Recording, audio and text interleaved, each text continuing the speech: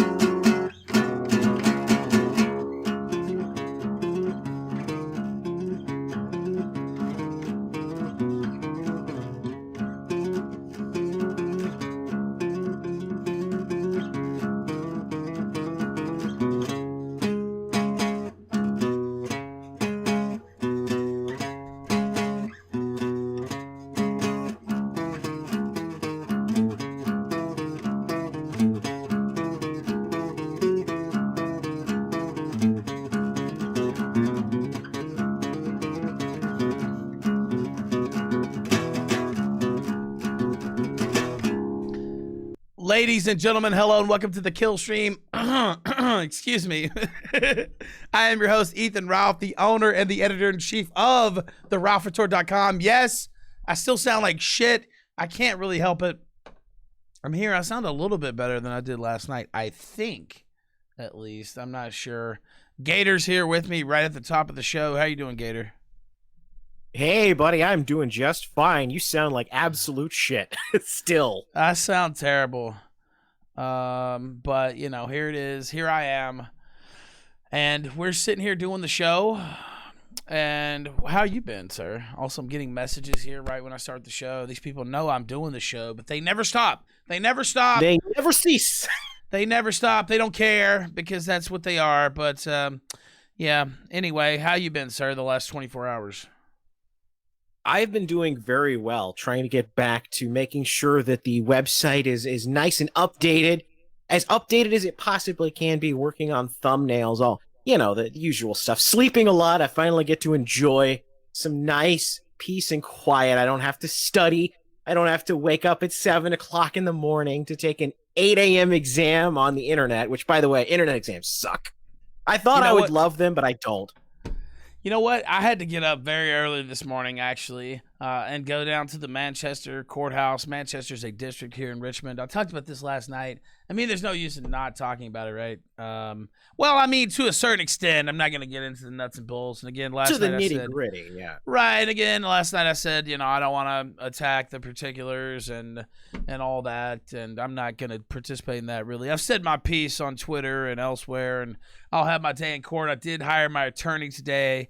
She's been my attorney before. She's a great lady. I won't name her, although I'm sure her name will be out next week when I have the next hearing. But anyway, I went up there today, and it was an arraignment, and they seemed to think that I wanted a public defender appointed, and I didn't want that because, no offense to the public defenders, but if you have money, hire an attorney. That would be my advice. They have so many cases and so many, you know, concerns that generally you don't want to hire a public defender. So they thought I was going to do that. I was like, no, I have my attorney. I talked to her last night. Actually, I texted her while I was being arrested here at my home, which she thought was funny as fuck. And gave me kudos. The smartest thing you did that afternoon, actually. Yeah, she gave me kudos for that. She said, yep, that's what you need to do. And so I messaged her. We have that all set up. I went to court today, and basically, I don't know. It's they have to have a letter from the attorney saying that they're your attorney. They're all attorneys, right? So they all look out for each other. So they don't just let people get up there and say so and so's my lawyer. They need to have a letter from that lawyer saying they're your attorney and stuff like that. So I have another hearing next week, basically where I just show up again and say, this is my lawyer. She's already going to send the letter and stuff, so I don't even think she has to show up next week. But I do. So next week, again, another 5-minute hearing, and then we should know more. Like I said, I talked to her today. I'm very confident in the outcome and the resolution of this case. I said that last night. I'm not going to spend too much time on it. You guys who have watched this show long enough know that I kind of talk about my life and kind of talk about, you know, what's going on. So the idea that I'm not going to talk about it at all, you know, that's ridiculous. I don't even think I could do this At least what's happening. You know, you're not going to get into the details because that's for the court. Right. I'm not going to get into the details. And again, I think the charge is unlawful dissemination of an image or whatever. I'm very confident that I'm going to prevail on this. You know, I don't know what that'll be. There's many different ways for that to happen. But again, I'm not going to attack the particulars. You know, this is still kind of a personal issue. And again, I'm not even going to, I can sit here and talk about why I'm not going to do that and et cetera, but it just doesn't serve me. It doesn't really serve anything. I'm very confident in what's going to happen. It sucks. I'm not going to lie to you. I wish I wasn't going through this, but, you know, the whole can't abort thing, it's not just a meme. I feel like that's a way of life. And anybody that throws anything at me, I'm just going to try to walk through it. You know, walk through hell, walk through fire, get out on the other side. That's pretty much what it is. And I appreciate all the support I've gotten. I know a lot of people would, you know, maybe want me to get nasty or whatever, but I'm really not going to do that. I think that's pretty much all I have to say for today's thing. Like, it literally was a 5-minute thing. It was no big deal at all. Just walked in, walked out. And so I'll walk back in and walk back out next week. And then we should have more of an idea of the date and stuff like that. I do think a lot of people thought, that I would just be locked away or whatever. That's not the case. The charge is really not that severe in and of itself. Right Wing Watch wrote a hit piece on me today. Far-right podcast host arrested for revenge porn. Thanks the Richmond PD. I did thank the Richmond PD. And they deserve my thanks. One thing that stuck out to me in this article, of course it's Right Wing Watch, it's complete horseshit. But the thing that stuck out to me, Gator, is how do you fuck this up, honestly? I really don't even know how you fuck this up. Under Virginia law, blah, blah, blah, they named the crime and all this. They said it's a class 1 misdemeanor. That's true. That part's true. Subject up to 2 years in prison and a fine. Most of you may know this, but there is no misdemeanor that I'm aware of that you can go to jail for more than a year. That's why they're misdemeanors. And actually, if you look at class 1 misdemeanors here in the state of Virginia, you'll see that actually they're only, I say only, but they're punishable by up to 12 months in jail and a fine of up to $2,500 or both. So they basically just got a very, completely mundane and just basic fact wrong in their article. Well, this story was drip fed to Jared. Oh, they got it. They got it from somebody else. Yeah, they got it from somebody else. And I'll tell you who probably fucking did it, because he was boasting about it on Twitter. It was fucking Maddox again. Yeah, Maddox, and we're gonna get to that in a moment. Maddox is really salty. He's thinking this is gonna be. I don't even care about Maddox. We made fun of him on the show, but he's not one of our. We exposed him as the secret deep throat in the Yo Mama guy's big expose. We did roast him pretty hard. I can understand why he doesn't like us, but I don't know. He was taking a little too much glee in it, if you ask me. And again, excuse me, my voice is complete shit. We'll just have to deal with that. It's either that or not do a show. By the way, Ninja Genie just came in. Steve Frechette says troubles come and they go, but the Killstream still stands. That's kind of my view on things. And we got a great base of people here on the show. I got a great bunch of friends and a bunch of co-hosts and a bunch of guests. And, a lot of people, I'm not going to sit here and say, people make allowances for me.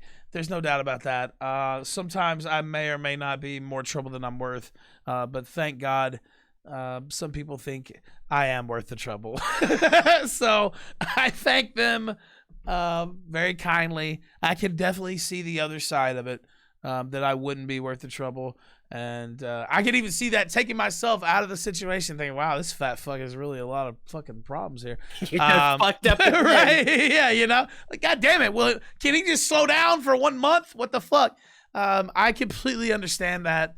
And the same can be said for the viewers.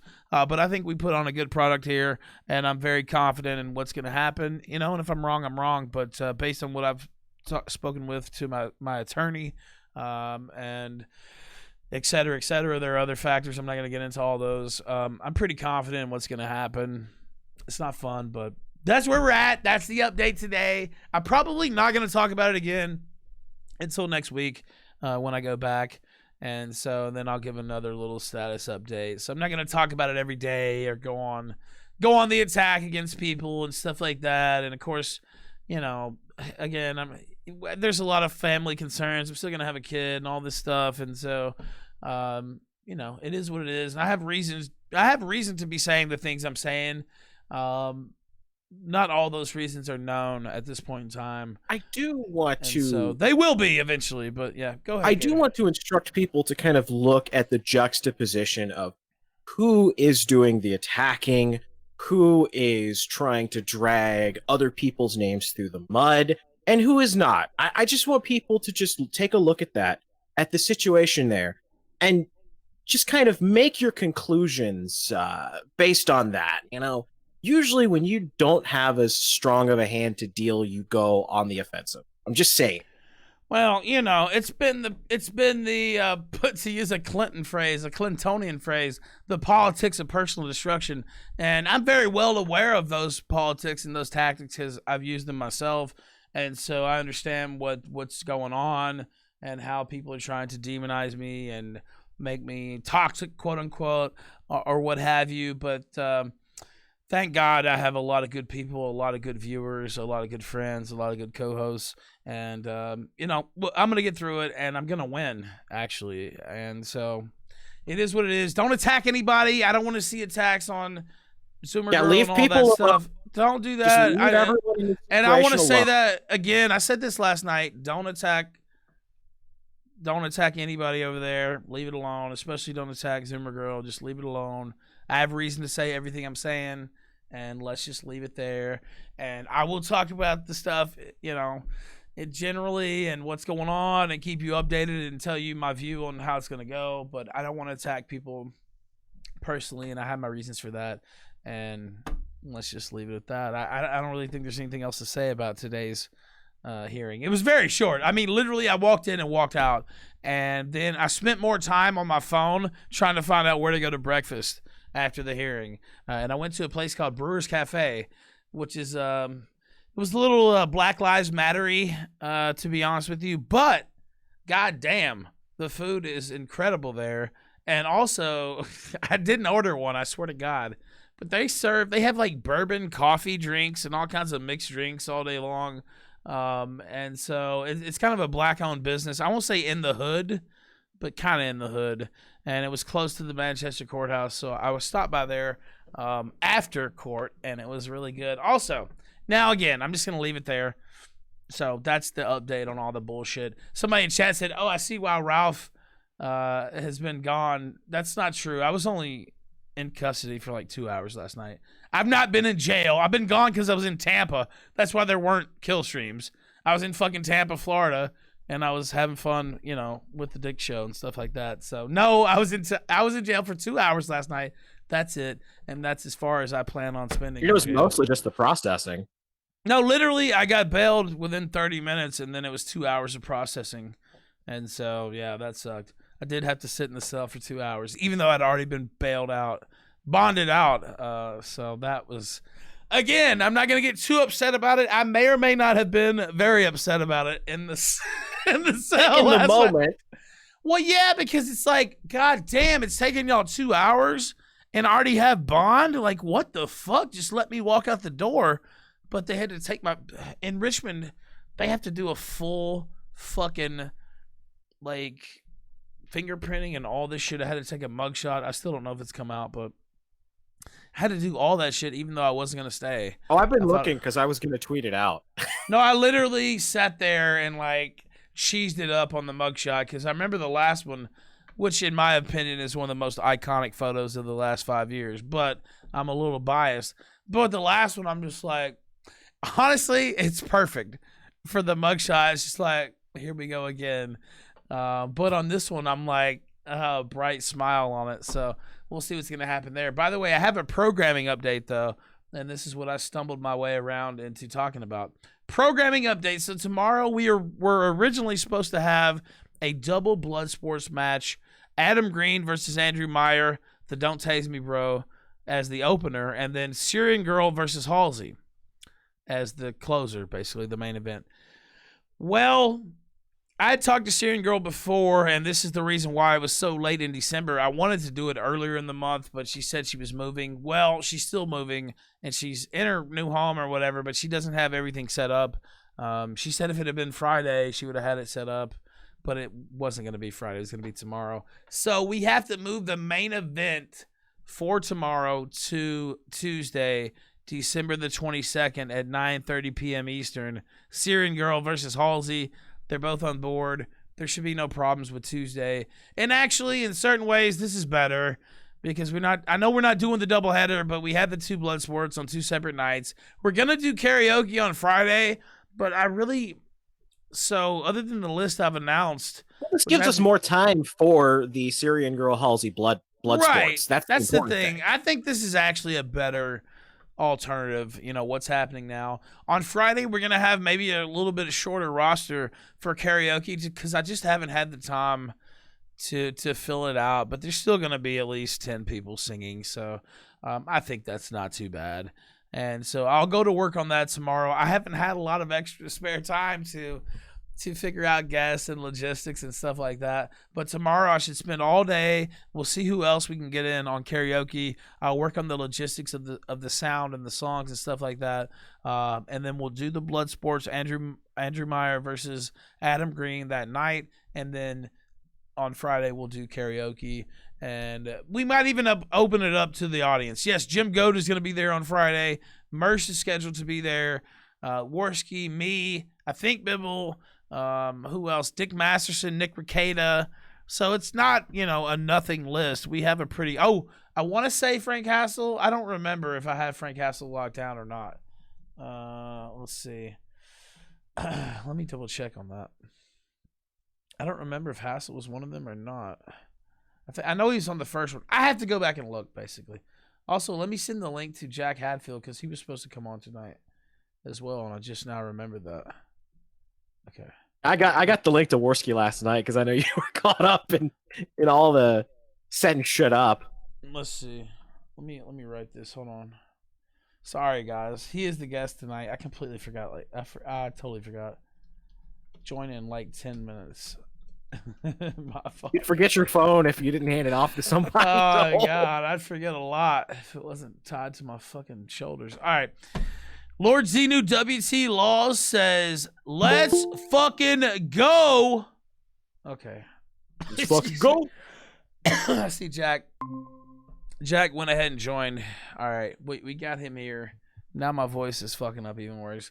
Let's see. Santa, I shouldn't have yelled like that. Excuse me. Santa Green Danger says, press 3 for Greek. Somebody else said the title. The title should be updated. Let me check on D Live. Yeah, it's updated on. Yeah, Twitch ban Simps, Google Antitrust suit, GOP Cucks. Yeah, I see it on here too. But anyway, Syrian Girl versus Halsey. That's gonna be on Tuesday. Tomorrow night, Adam Green versus Andrew Meyer. Andrew Meyer. Yeah, sorry, I was stumbling for a second. Let's see. Dark Side of the Bear. What is hosting? Thank you for that. Sorry for the cough. General Septic says Killstream 2020 has been a wild ride. Let's fucking go. It has been an insane ride. Actually, I wanted to smoke a cigar tonight on stream, but my voice is so fucked. And honestly, it's kind of, I started thinking it's going to be like a whole ordeal to smoke a cigar while I'm on stream. Maybe on Friday, we'll see.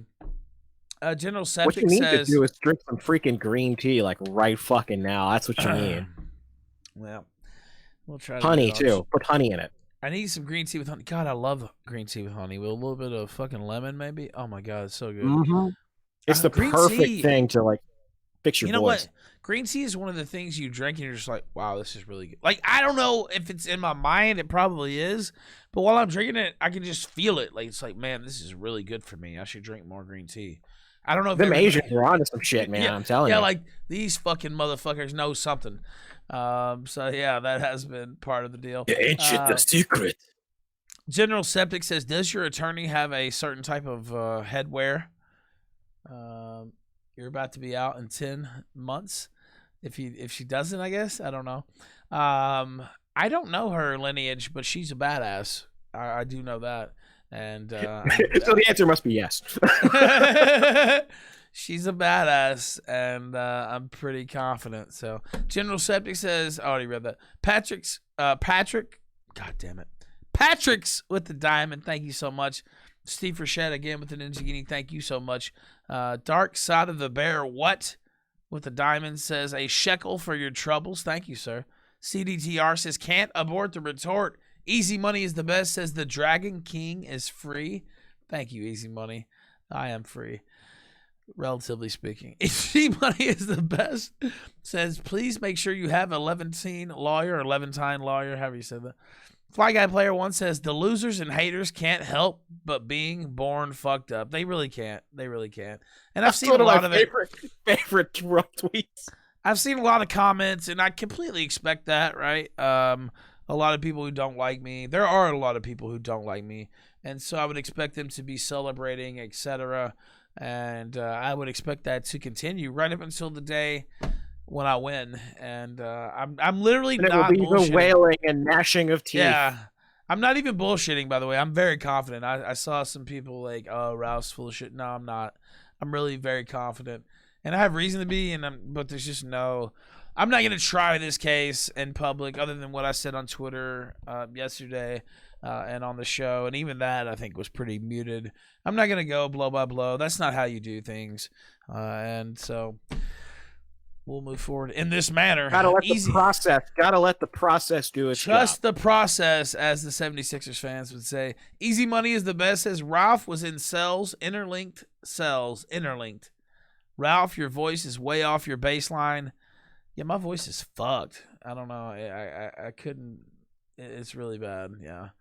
I tried not to talk as much today, but also here goes Maddox saying, so long, dipshit. And then if you go and read the thread, though, it's like, oh, well, I don't know if anything will actually happen. And this guy hates me, and I don't know why he hates me. It's like, dude, I don't even fucking hate you.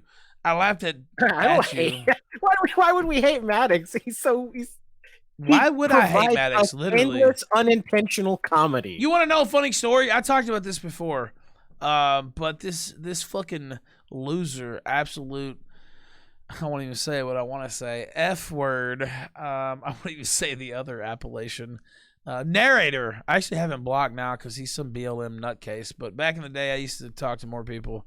That was a mistake, but. He said, I went and met Maddox, and, he had a lot of curious things to say. This is before I ever had Dick on the show. And he's like, he wants to come on your show and tell his side. And I said, okay. I talked to Gator about this, by the way. Gator knows about this. This actually happened. And I said, okay, that'd be cool. Like, I'd like to have Maddox on. I barely even knew Maddox. I never barely knew anything about the case. No, literally. We were just like, yeah, sure, We'll bring him on. We'll bring Dick on. They'll both give their sides of the story. We'll be, pretty fair to both of them. Yeah, exactly. That was the plan. And what was the site he used to run, or I guess he still does run, maybe? Best Page in the Universe, or whatever the fuck it's called. Oh, yeah, Best Page in the Universe, yeah. I didn't grow up caring about that. Like, I didn't give a fuck. I didn't even know that existed. And I have no, like, heroic memories to Ralph of Maddox. What something awful was. And Ralph was like, what?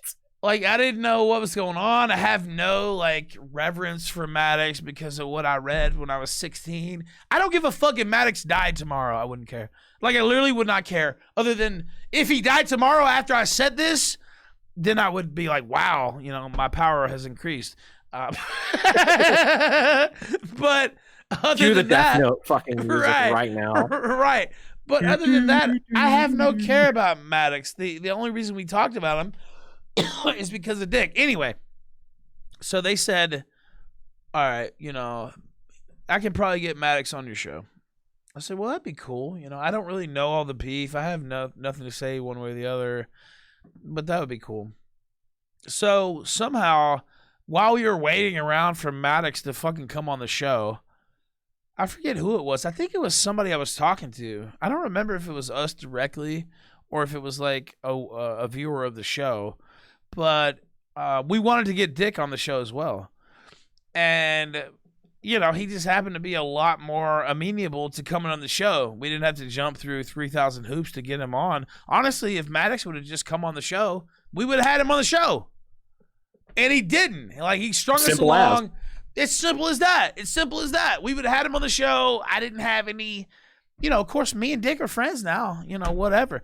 But that wasn't the case then. I mean, he could have come on the show and said whatever the fuck he wanted to say. He chose not to do that. Dick was, we booked him like that. And he came on the show. Of course, the first time he came on was one of our more epic shows, the Killstream Resurrection with Corinne and all that. That was the first time Dick ever came on. And the rest is history. But Maddox turned that down. Like, he could have been on the show. He could have, spoke, his side of the case. There was no animosity against him. Even after Dick came on, I remember saying, we laughed at him, of course, and et cetera. We talked maybe a little shit about Maddox, but it wasn't that drastic. Like, he could have still come on the show. It wasn't anything we wouldn't have also said about Dick with Maddox at the time. Yeah, it could have even been after that. By the way, T-Flex, shut the fuck up. I see you in chat, and you just keep saying dumb shit. Could you just shut the fuck up before I mute you? Because it's coming real soon. It's coming real soon. Anyway, so I've seen him. Every time I look down, it's something dumb from this motherfucker. And yeah, I'm tired of hearing it, honestly. Easy Money is the best. They can't help being born fucked up. They can't help it, but I can help it. I don't have to see it. Easy Money is the best. Says press $ in chat if you remember YTMND. Oh, the man now, dog. Yes, I do. The Constitution the origin says, of Moon Man, in fact. The Constitution says, sound like you hate the First Amendment. No, I just hate you. I just hate you. Now get muted, fucker. Now, that was the one who actually got muted, not the guy who was pissing me off. So say something else. I don't give a fuck. Easy Money's the best. Says, you're the man now, dog. You're the man now, dog. All right. Anyway, that's Maddox. Fuck Maddox. And unlike Maddox, who lost, I'm going to win. That would be my statement there. And again, I think I've said enough about the cases or whatever. T-Flex says, what? What? Yeah, you're saying dumb shit. Yeah, you're saying dumb shit the whole time. Just shut the fuck up. Honestly, just shut the fuck up. San Francisco, this is another opening story. I'm not sure why I picked this for the opening block, but I did. San Francisco to rename Abraham Lincoln High School because former president did not demonstrate that because the former president did not demonstrate that Black Lives Matter to him, as woke renaming committee also takes aim at Democrat Senator Dianne Feinstein and Teddy Roosevelt. The San Francisco district is planning to rename a school named after Abraham Lincoln because the former president did not demonstrate that Black Lives mattered to him. The president, by the way, Lincoln was a staunch racist, but whatever. The president, I mean, that's true. That's not, he definitely believed, he used a certain term. The Negro, I believe, is what the term that he used. I know that that's out of fashion, and we're not supposed to say those things, but that's what the President Lincoln said. He definitely believed that they were an inferior race, and he said so quite often. That's not a misnomer, Gator? That is true. Lincoln was. These have all been recorded in history. They're out there. If you want to find them, you can find them. I know that there's a certain level of bullshitting that goes on when it comes to the historical record, but this is not one of those. This is not one of those times. No, I mean, he was actually, he wasn't this, I don't know if you want to tell him, but like, he wasn't this bleeding heart, we'll just free the blacks and it's all good, No, it was a political trick. That was all the Emancipation Proclamation was. It didn't actually, because remember, the slaves in the North didn't actually technically get freed until after the war. The Emancipation Proclamation only applied to the Confederate South. It didn't actually do anything until the war was over because the Confederate South didn't recognize the authority of the United States government. By the way, I see T-Flex. I was mostly fucking with you, T-Flex. Mostly, but I swear to God, I look down, and I'm not always reading the chat. I look down every once in a while, and like 3 times in a row, I see T-Flex like, well, what happened? What did he... It's like, all right, dude, just go back and listen to the first 15 minutes of yesterday's show when you get the chance. I do understand that not everybody can catch every single show and this and that, but dude, I'm not going over I just now said I wasn't going to do that. So, I don't know. Go read my Twitter. Like, it's all out there. Like, anyway, we love everyone. We love everyone, Gator. Except these fuckers in San Francisco. Let's read some more. The president, who is often held up as a hero for abolishing slavery, is just one of 44 historical figures soon to have their names scratched off schools within the San Francisco Unified School District. Other names include George Washington, Herbert Hoover, Senator Dianne Feinstein. I don't even know. I forget what I say now. It's Feinstein. It's Dianne Feinstein. Frankenstein! Anyway, you know what? That almost makes it worth it. The fact that she's involved. They're taking Hoover and Washington and Lincoln, but they're also saying, fuck you, old bitch. She should have been put out to pasture like 20 years ago, definitely 10 years ago. She's like 88 years old. How the fuck, dude? Our country's broken. I've talked about this before. Yes. Our country is broken. She's 87 years old. She doesn't even know what continent she's in. She's incontinent, to be quite honest with you. She's a disgrace. And the fact that this is happening is just, I've talked about this before. I distinctly remember like a 30-minute rant on this within the last few months.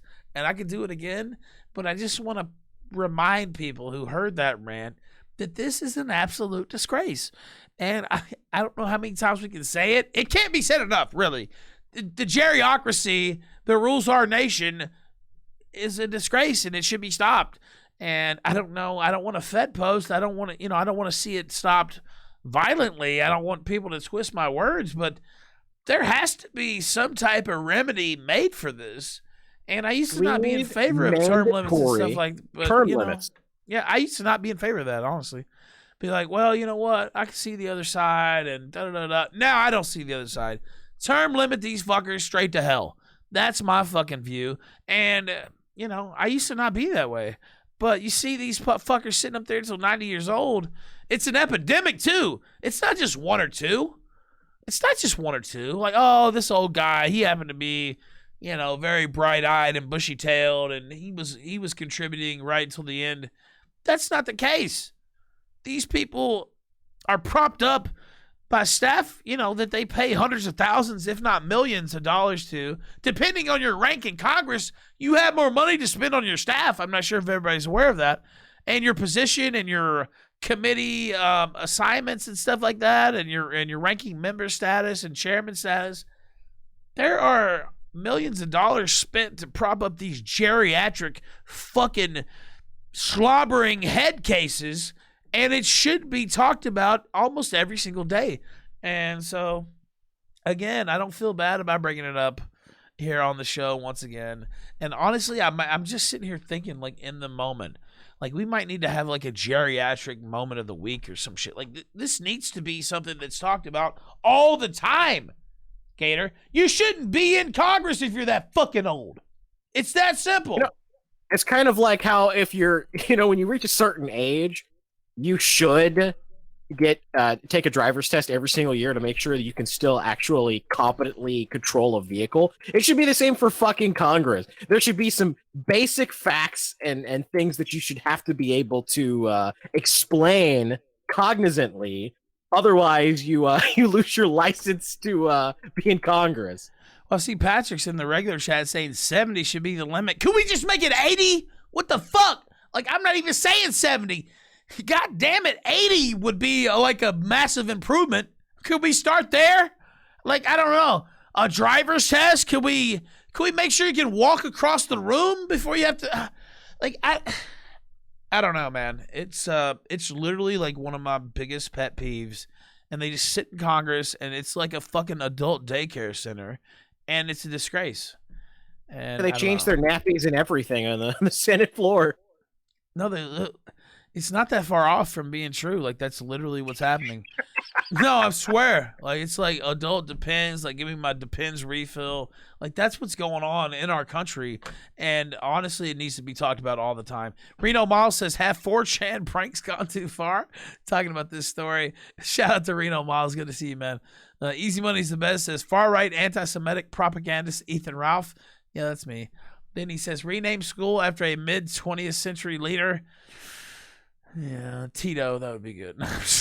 Easy Money's the best. Says, Google Senator Feinstein's husband, Richard C. Bloom. Dianne Feinstein is a mendacious, corrupt Chi-Com. Google December Global Holidays 2020. All right, let's read some more of this. The renaming of the schools comes as part of a nationwide reckoning around racial justice that has seen Confederate flags banned, military bases renamed, and statues toppled of racist and Confederate figures across America in the wake of the police killing of George Floyd. Yeah, they just went out and killed George Floyd. There was nothing else going on. They hunted him down and killed him, Gator. They hunted him down in the middle of the night, not in front of, broad daylight. You know what I thought was funny about that right-wing watch article is they shouted me out thanking the Richmond Police Department. I know that's a callback to what we've already talked about, but that really jumped out at me. And I mean, I was being genuine, by the way. I didn't say that as sarcasm. Like, the police were completely professional with me. They were cracking jokes. The stories I told last night, they did tell me. Like, all that shit happened. But I thought that it was fucking so funny because that really pissed them off. And they tried to frame it as, oh, the police are scum, basically, with their headline. And we've been critical of the police on this show, by the way. But yeah, you should be. You should be scared. You should be frightened because every fucking officer I talked to was asking me how to find the show and how to get on board. I'm not kidding, by the way. I'm not making this up. Like, what do you do? Oh, you're a talk show host? Oh, yeah. Oh, yeah. Start telling them a little bit about it. Oh, yeah. We got a lot of crazy motherfuckers. We got a lot of crazy people, a lot of left-wing activists here in town, and they're demonstrating every night, and this is, they're attacking the police. Yeah, I talked about all that with the police. They're not on your side. They're literally not, especially here in Richmond. I don't know what it's like in other cities, but they were very eager to find out about the Killstream, and not because they were trying to talk shit or hurt me or whatever. They were on board, dude. They were volunteering shit without even me saying anything, literally. So, yeah, you should be scared. You should be afraid because it's only going to take that one, bam, that one, boom, and then that domino falls, and all you motherfuckers are getting rounded up. And you know what? That is what it is. And we'll see what happens going in the future. This is another thing. Well, you could just hear Holt just sneering with rage as he's writing about how that monster Ethan Ralph was chatting it up with the police and talking about how great the police are.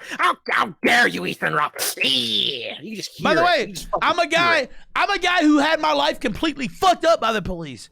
And you know what I mean? Like, if anybody wants to hate the police, it would be me. And, I would be justified, honestly, in certain ways. But that's not the case. I don't hate the police. I just started talking to them normally. And guess what? I got a good outcome, and they were all friendly with me. And they were, volunteering information. And again, it's not about sucking the cop's dick. That's not what it's about. I'm telling you about interactions I've had with the police on a case-by-case basis. In Atlanta, they sucked. They were fucking with us. They were fucking with the protests, and they sucked. In Phoenix, they were great. Here in Richmond, they've been great. I'm just going to tell the truth as it comes to me, right? I don't have to sit here and run defense for the police. That's never going to be something that I do. But I can just tell you that they were 100% professional, and they had a lot to say. They had a lot to say. They really did. And I was completely tickled, to use a Southern word, tickled pink by my interaction with police. And you know what? I'm glad they seized on that. They're probably pissed. They wanted the police to beat me up. Police just calmly knocked on my door, said, hey, we got a misdemeanor warrant. It's probably no big deal.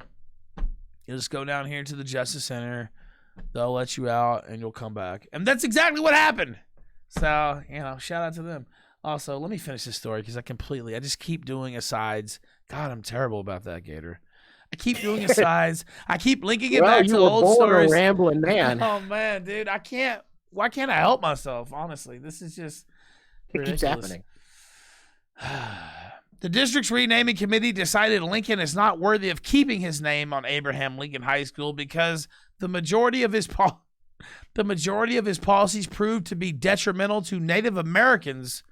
Abraham Lincoln is not seen as much of a hero at all among many American Indian nations and native peoples of the U.S., as the majority of his policies proved to be detrimental to them, the committee meeting notes state. I don't give a fuck about the indigenous people in the United States. Is that fucked up to say?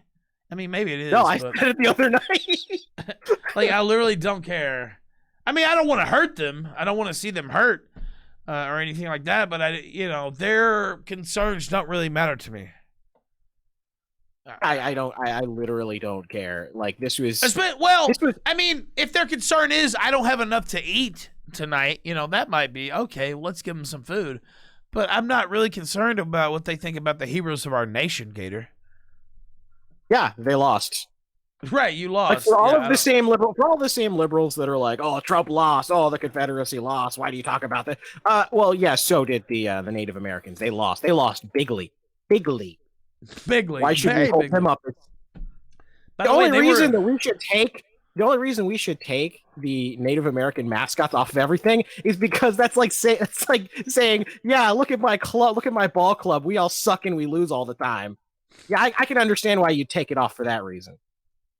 I just, and again, it's not like being mean or saying, fuck the indigenous peoples or let's, fuck them over. But no, I'm not.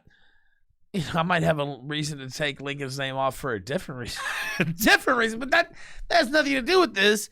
And I don't know. It's just, everything everybody said is coming to pass. Remember when they said 5-10 years ago? And by the way, I was one of the people, not even 10 years ago, more like 15 years ago, with the gay marriage stuff, and they said, "Oh, if this passes, it's a slippery slope to, I was one of the people that was saying that to guys like you. I was saying it's a slippery slope. No, once we open the door, shit's gonna go downhill. And quick. I was one of the guys saying, "Oh, you're a sick fuck. Why are you even saying that? That's never gonna happen. Why would you say that, Gator? You must hate gay people. This is ridiculous. This is never gonna happen." So. Anyway, by the way, is the guest still here? Somebody just reminded me in chat. Why didn't you say something, Jack? Yes, he is still here. Holy shit, I've been on a rant for like 30 minutes. Mr. Jack Hadfield, what's going on? Hello. Why didn't you say something? Yeah, no, I'm doing all right. Well, interrupt me. I was waiting for you to finish. Interrupt me. Just interrupt me. What the fuck? I'm being too polite for my own good. Well, you're British. You can't help yourself. But okay, you know what? British they talk shit, but it's in a different way. It's such a nice, gentlemanly way that you have to appreciate it. It's usually in a different way, behind your back. They do talk a lot of shit, though. Anyway, yeah, go ahead. Well, yeah, but we'll say it to your face, but then we'll turn around, we'll say something like if your food wasn't that great, we said yes, that was rather adequate, and then turn around and firebomb your house the next day.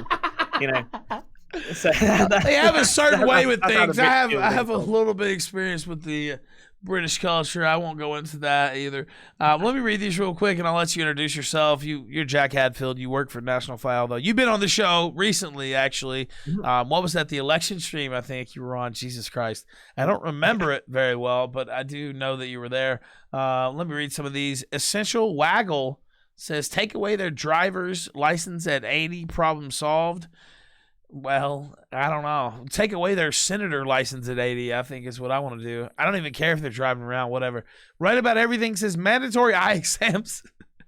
Mandatory eye exams and corruption tests are needed. Blue Lives Matter. God bless law enforcement. Easy money is the best, says. Then he says Abe Lincoln was a virulent anti-Semite and right-wing. Well, big if true. General Septic says Alexa play Run to the... I'm glad my fucking... thing is not on my little Kindle Fire. Alexa play Run to the Hills by Iron Maiden. Essential Waggle says Indians blew a 3-1 lead to the Cubs. I disavow too. They're not called the Indians anymore. I saw the other day they're going to change their name apparently. And we could get into that, by the way, but I forgot now. Also, I'm looking here. Oh, man, I remember the story we said we were going to talk about with you, so I'm pulling that up right now. I have it to the side. We'll get to it in a second. Let's see. Easy Money's the best says he did the right thing by not talking. Ralph's fault. Ralph, please add guest name to title. Thanks. Easy Money's the best. Fuck you. I'm just kidding, but sometimes I do have room, I think, for another. Sometimes I put the guest names in the title. Sometimes I don't. It depends on how many characters I have and how the title sounds. Honestly, tonight I didn't have as much time to focus on the title, but I usually am pretty involved in the title.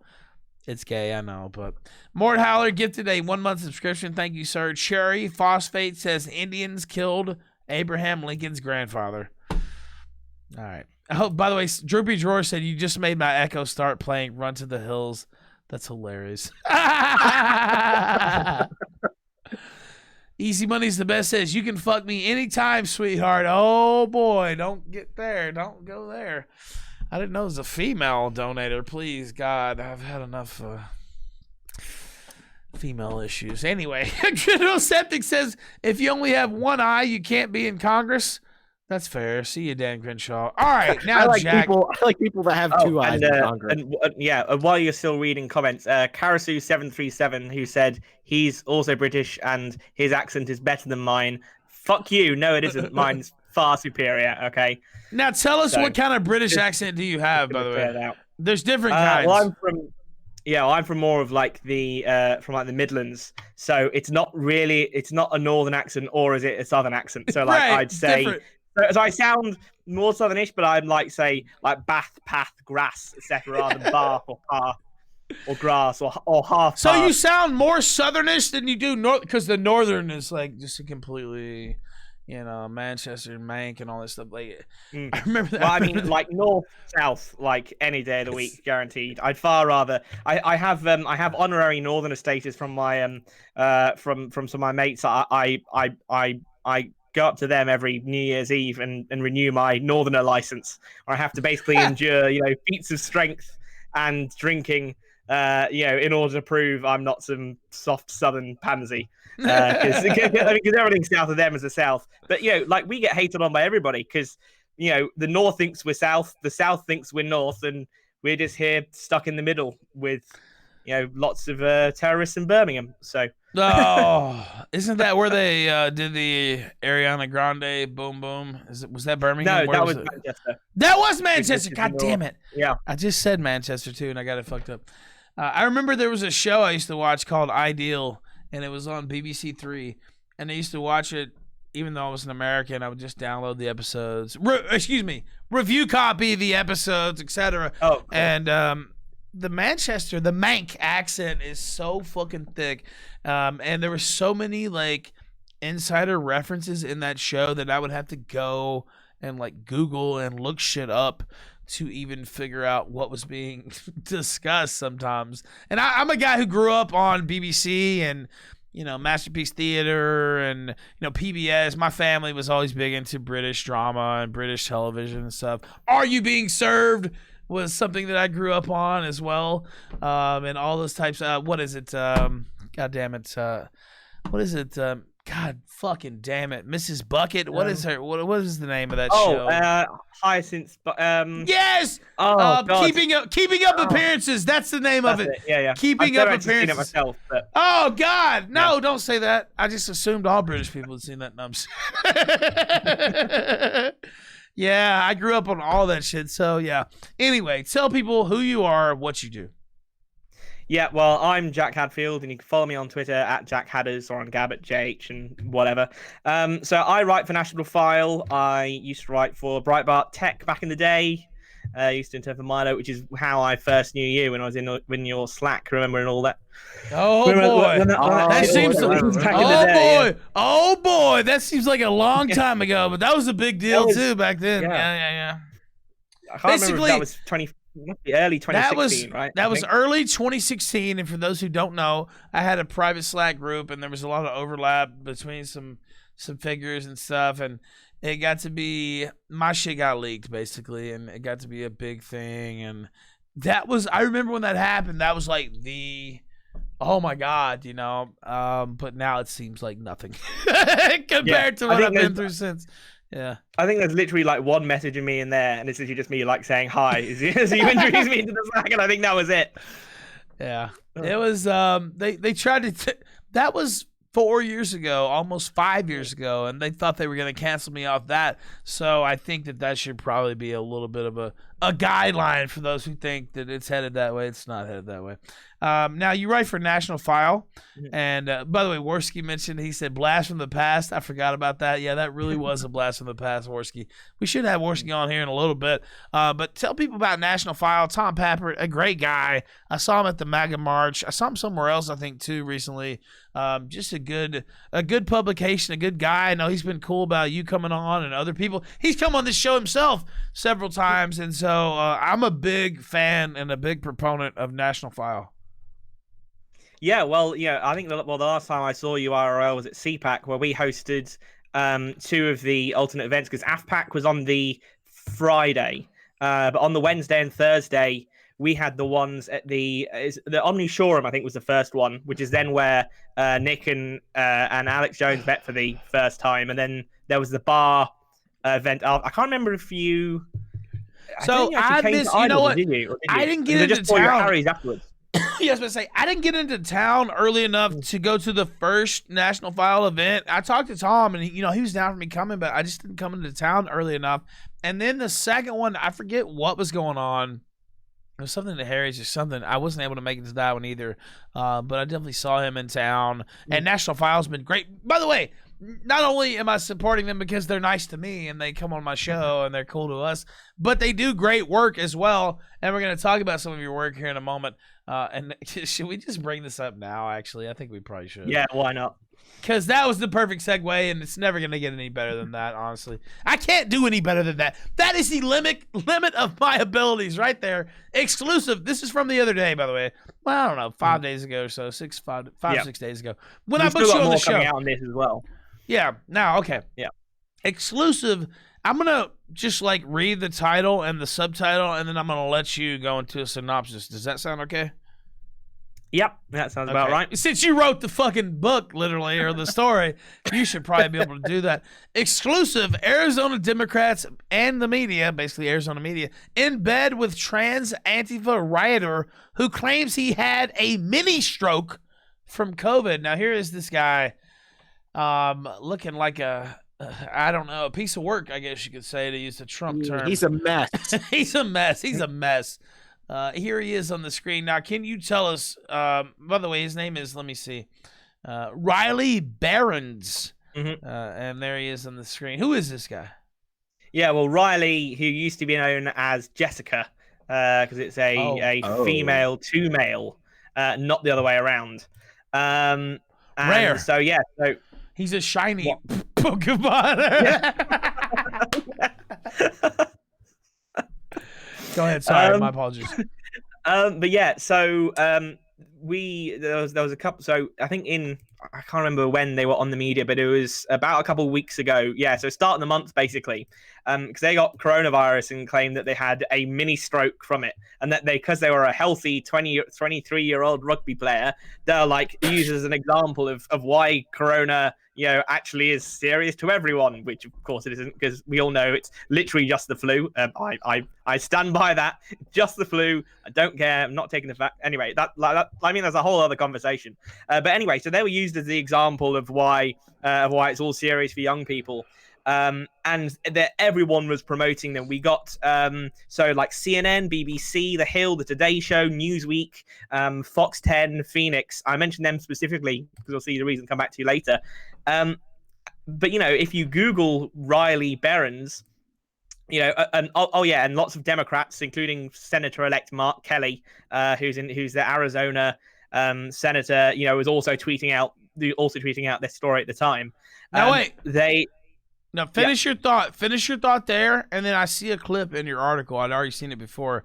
I feel like we need to play this clip, actually, at least part of it. So go ahead and finish your thought, your train of thought, yeah, we have to play it. We absolutely have to play it. But finish your thought and what you're saying, and then I'll. I'm saying it probably makes sense because if you're playing the bit from the CNN, that will be.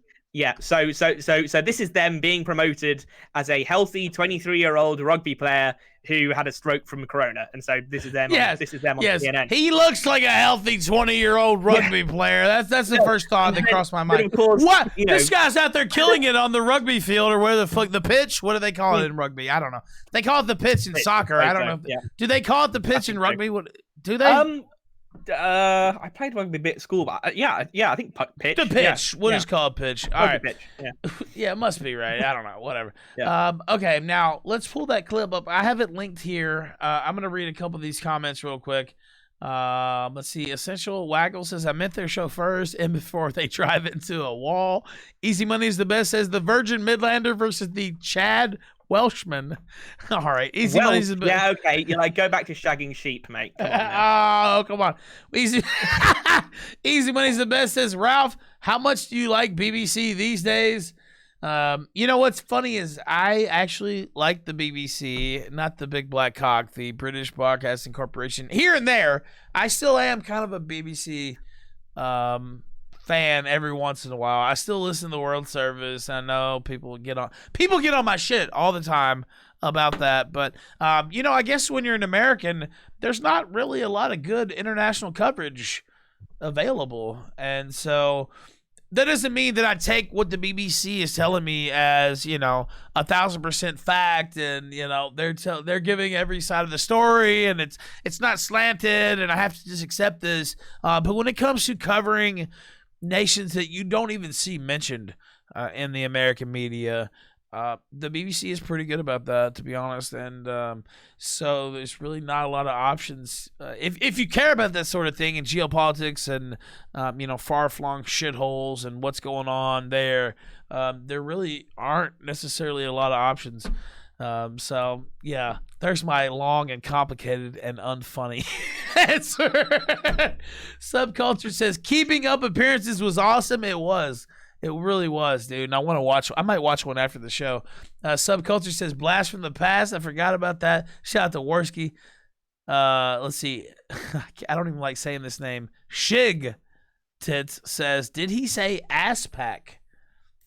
I don't think so. I think he said AF pack. AF pack, yeah.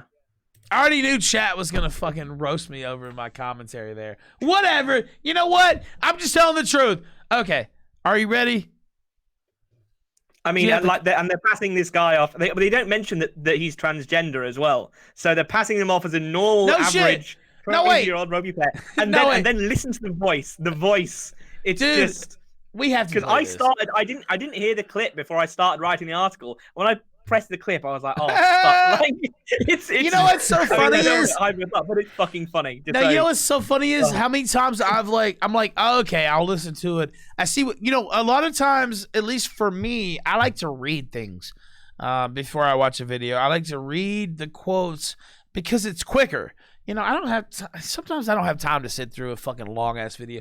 So I read and I'm like, okay, let me get the facts and get the gist of it. Right, let me get the gist of it. This guy's saying that guy's saying that.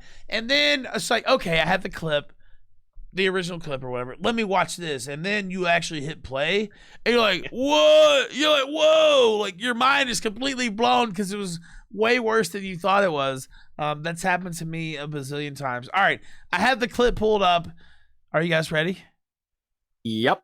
We're going to synchronize it and hit play at the same time. Okay. We're going to go on go. It's going to be 3, 2, 1, go. 3, 2, 1, go. Back now with a story so many Americans, particularly young Americans, really need to hear. This is 23-year-old Riley Barron. This is Just last unbelievable, week, he was a young, healthy rugby player. But then COVID hit. A few days ago, doctors say that Riley suffered a mini stroke stemming from COVID-19 complications. And when Riley shared his story this past Sunday from his hospital bed, within days, hundreds of thousands of people saw it.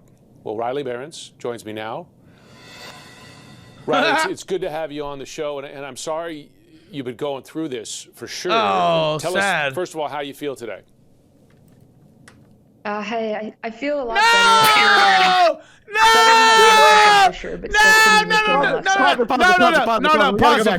Pause it. Gator, you already know. Gator, you already know. We gotta go back. Gator, we have to go back. And you already knew that as soon as the mouth was opened, you knew we would have to go back. You knew we would have to go back. All right, you know what? This can't be. All right, 29 seconds. Go back to 29 seconds. All right, I'm there. We'll do the same on go. 3, 2, 1, go. To have you on the show, and I'm sorry you've been going through this for sure. Tell us, first of all, how you feel today. Hey, I feel a lot better. I feel better than I did this weekend for sure, but still pretty weak in my left side. What? I mean, you must have been amazed. Yeah, you look 23 weak. years old, you're healthy. When the doctors told you had a mini stroke, what was your reaction? Maybe it's an HRT overdose. The fuck? I really did not believe it at first. I called my dad and was like, Dad, I'm 23. There's no way that this is real. And both of my parents were like, you have to take this seriously, Riley. Like, COVID does things that are so unpredictable. Listen, the guy said, he knows his bullshit. He knows his bullshit. Yeah, I mean, it traces back to a wedding that I was and you not think at, like this is, you know, supposedly. Wait, let me pause it. Let me pause it. I paused it at 125. Now go ahead. Yeah, I mean, it's like this is, you know, the media, like they know everything. Like, you know, like the ones who are intelligent and the ones who aren't just you actually don't have doublethink and know what they pump out is bullshit. You just think, like, how can you do that? Like, how can you just sit there and just push absolute bollocks? And it's like, this is why I could never have been a fucking like mainstream media guy who just raps out whatever, the big look at his eyes. Look at his eyes. He knows this is trash. And the comment was like, huh. Like, he knows this is bullshit. Yeah, exactly. And it's like, thankfully, working in National File again with Tom, like we can pick fucking interesting stories, like we're like tearing this shit apart rather than again sitting down and like, oh yes, surviving coronavirus, 20 years old, there's a stroke, and also not mentioning any of the obvious stuff that's staring you right in the face that you can't mention, because otherwise, you probably get fucking.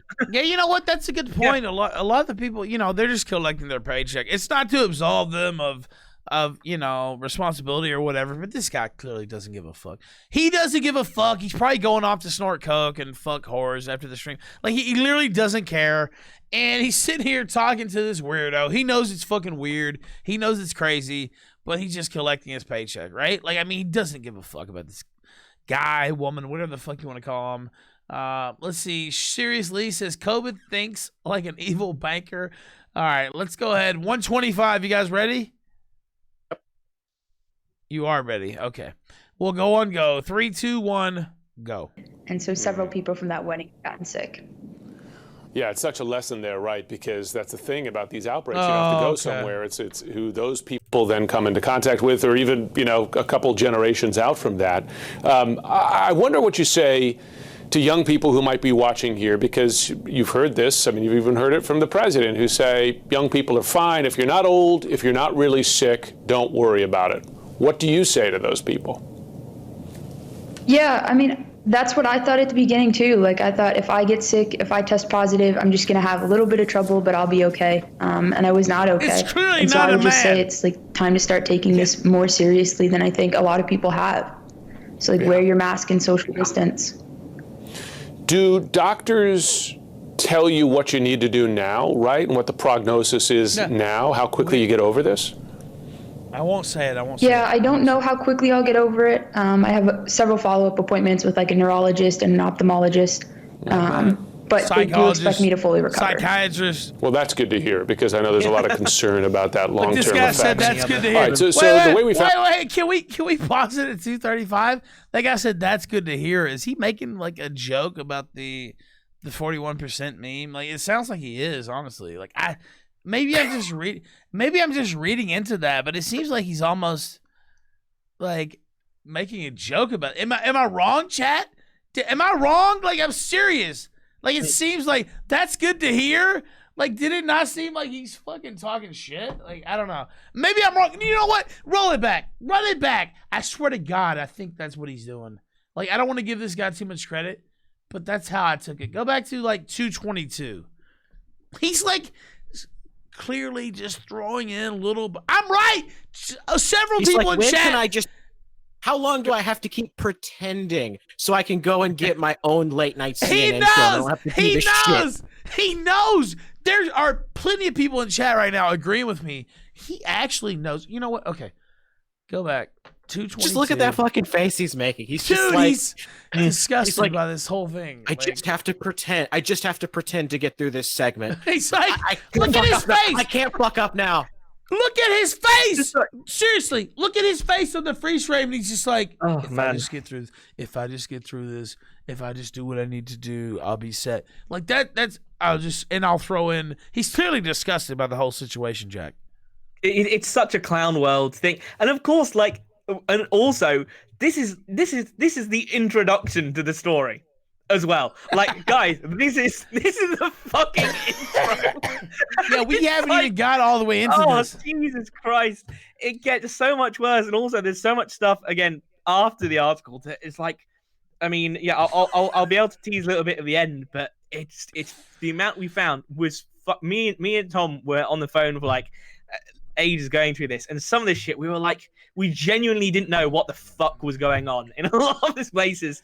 So yeah, this is. Well, we were talking about you coming on. Mad with the initial story. Now look, I was talking to Jack about coming on for a week or two, and then I've had a lot of shit going on, to say the least.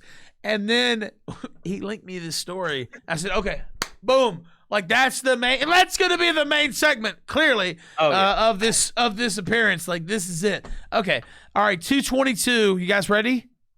By the way, keep in mind, just listen to this guy's tone, the interviewer, and the little like commentary that he makes.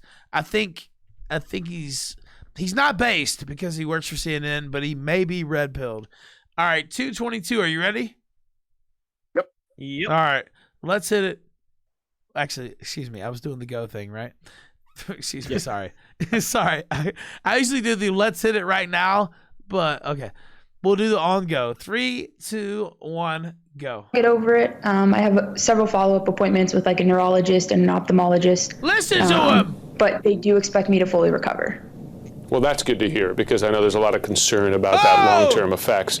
All right, so the way we found our way to you is because you shared your story, and it went viral. I mean, tens of thousands of people saw this. Long-term effects. Why do you think your message, to see you there, a young person, otherwise healthy from their hospital bed, sort of sending out this warning, why do you think that resonated so much? He knows. I'm not sure. Don't worry, when I first tweeted it, I only had like 200 followers, and I thought, okay, like the point in tweeting this is to get the people that are closer to me to kind of wake up and put on their masks, because I had friends that still weren't wearing masks. And then I just woke up the next day and it had gotten so much attention.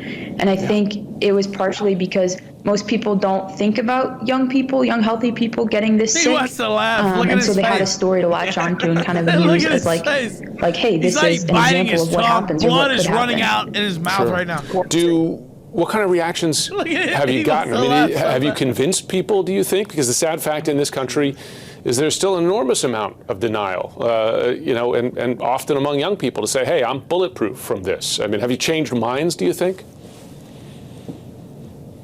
I think maybe a few. I'm not sure. I've gotten a couple of DMs on both Twitter and Instagram of kids my age, or like 20 to 30-year-olds, being, hey, like I suffered a TIA too 6 months ago or 4 months ago, and my doctors say it's because of COVID. So I think if anything, I'm hearing more and more stories about people my age going through the same thing, but not a lot of people saying, hey, I wasn't wearing a mask and now I will.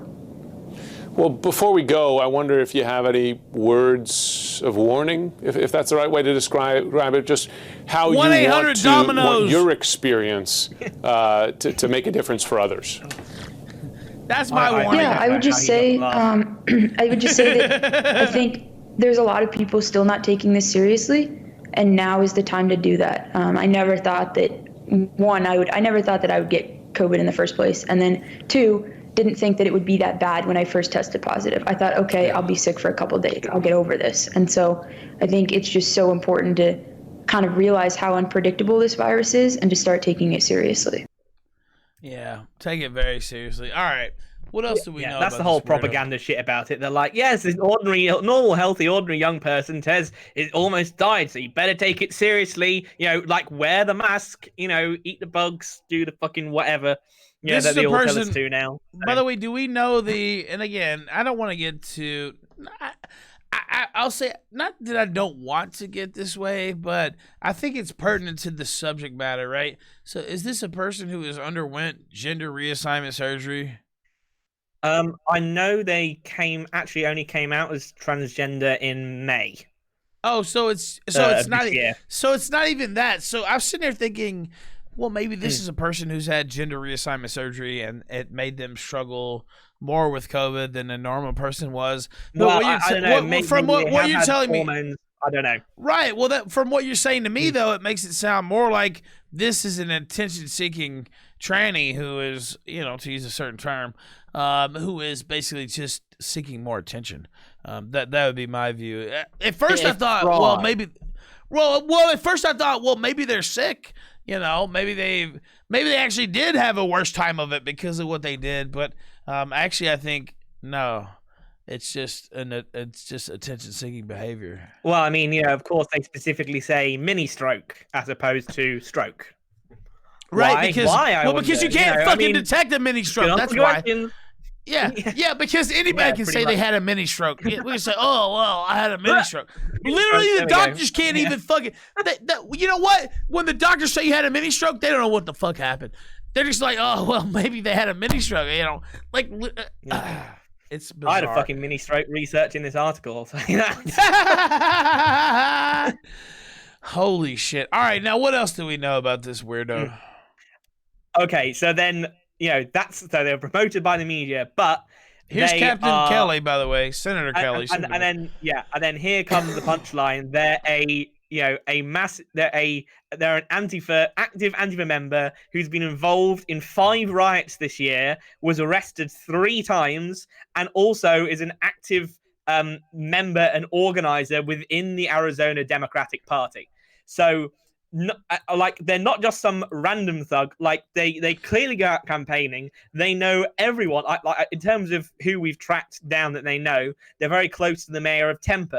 They know the mayor of Phoenix. There's multiple Arizona state representatives and state senators that they're close to. Clearly interacted with, campaigned for, worked with on Twitter. We've got photos of them campaigning with Julian Castro. Yeah, I think you remember if you. Someone who's so autistic into politics that you followed the Democrat primary from the start. Yeah. He was like Obama's old HUD secretary. So he was he's got a presidential. He has a twin brother too. As well. Yeah. That he was campaigning with. And she also works. I think she still works for the Human Rights Campaign, which is the largest gay rights organization in the country. So employed by them. And then, rioted 5 times in this year. She was arrested after riots in February, arrested on suspicion of delay and obstruction.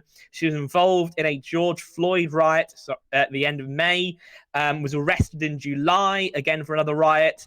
And in fact, this is something we didn't mention in the original article, but we will be mentioning later. They claimed discrimination because they were thrown into the female holding cells when they were arrested in July. But they'd only, I think that was a day before, 3 days before they legally changed their name at the courthouse. So they weren't even legally recognized as like the other gender, which was funny. And then they were involved in riots in August for the 5th anniversary of the Michael Brown shooting. And then in October they were arrested, and that's what we have up here on the screen was the billing from that. So by the way, this is aggravated about the gang charge as well. This is not just riot charges or whatever necessarily. This is aggravated assault with a deadly weapon. Dangerous instigation or whatever. And again, I'm not necessarily wanting to get on here and talk about, clean records or whatever. These people are out with deadly weapons and trying to, take down government and shit like that. And, it'd be one thing if that's just what they're doing, which is fucked up in and of itself. But they're actually having Zoom calls with Mark Kelly. With Greg Stanton, people who are elected officials. This is not just some activist, some weirdo activist, which, we've seen a lot of those, right? And we will continue to see a lot of those. These people are actually being, talked to and feted by the Democrat Party. And so people who sit here and say, you know what, denounce no one, honestly. Unless, if they kill somebody, rape a kid, or whatever. But you know what? The left, they don't denounce these people. These people are abject criminals. They're out there trying to overthrow the government, and they're sitting on Zoom calls with the guys who about to be a fucking senator, United States senator in Arizona, Jack. Well, yeah, exactly. And one thing I've just discovered, because when we put the article out about a day afterwards, they went private on Twitter. They've now unprivated, clearly, as you can tell. But they've now blocked me, of course. So so they think that, so they think they're safe now. No. The amount of fucking tweets of theirs that we've got archived, ready to push even more of this out is hilarious. I'm just scrolling down the Twitter now because I wonder if they actually did say anything about it. It doesn't look like it actually, but I think they just fumed, protected their tweets for a day and thought, phew, God, I guess the heat from that article is over. Guess I can go back to unprotecting myself now. Well, that's a fucking mistake. I have there's more coming.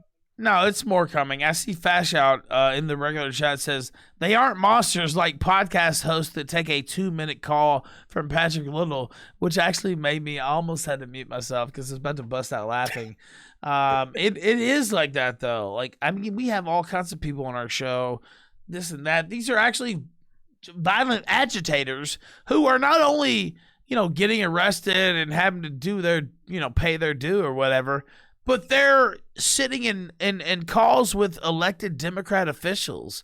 And you see, the Republicans are too afraid to even protest the election fraud, much less sit in calls with fucking convicted terrorists or whatever the fuck you want to call them. It's ridiculous. Yeah, like exactly. If this was the other way around, if you had somebody who attended Charlottesville and beat up some minorities there or fucking whatever, and it turns out that they are an active member of the Republican Party and in fact was friends with multiple state representatives and national representatives, and then of course we emailed all of the elected officials that we could find that they had links to. No reply. We asked them to condemn. You said, will you alluded to them? Will you condemn their violent criminal actions? Basically, and of course, no. Absolute radio silence. They won't. Because they never fucking would. Well, that's the thing. They won't, but every fucking right winger, that's elected will. And you know what? That's a problem. That's an actual problem. Because you know what? If everybody was condemning everything that was out of bounds or, questionable, that would be one thing. But that's not what's happening, Jack. That's never been what's happening. And these fucking Cucks who think that that's the way to go are going to find out the hard way that it's not. And they're finding it out now. Anyway, go ahead. Sorry, I could talk about this forever.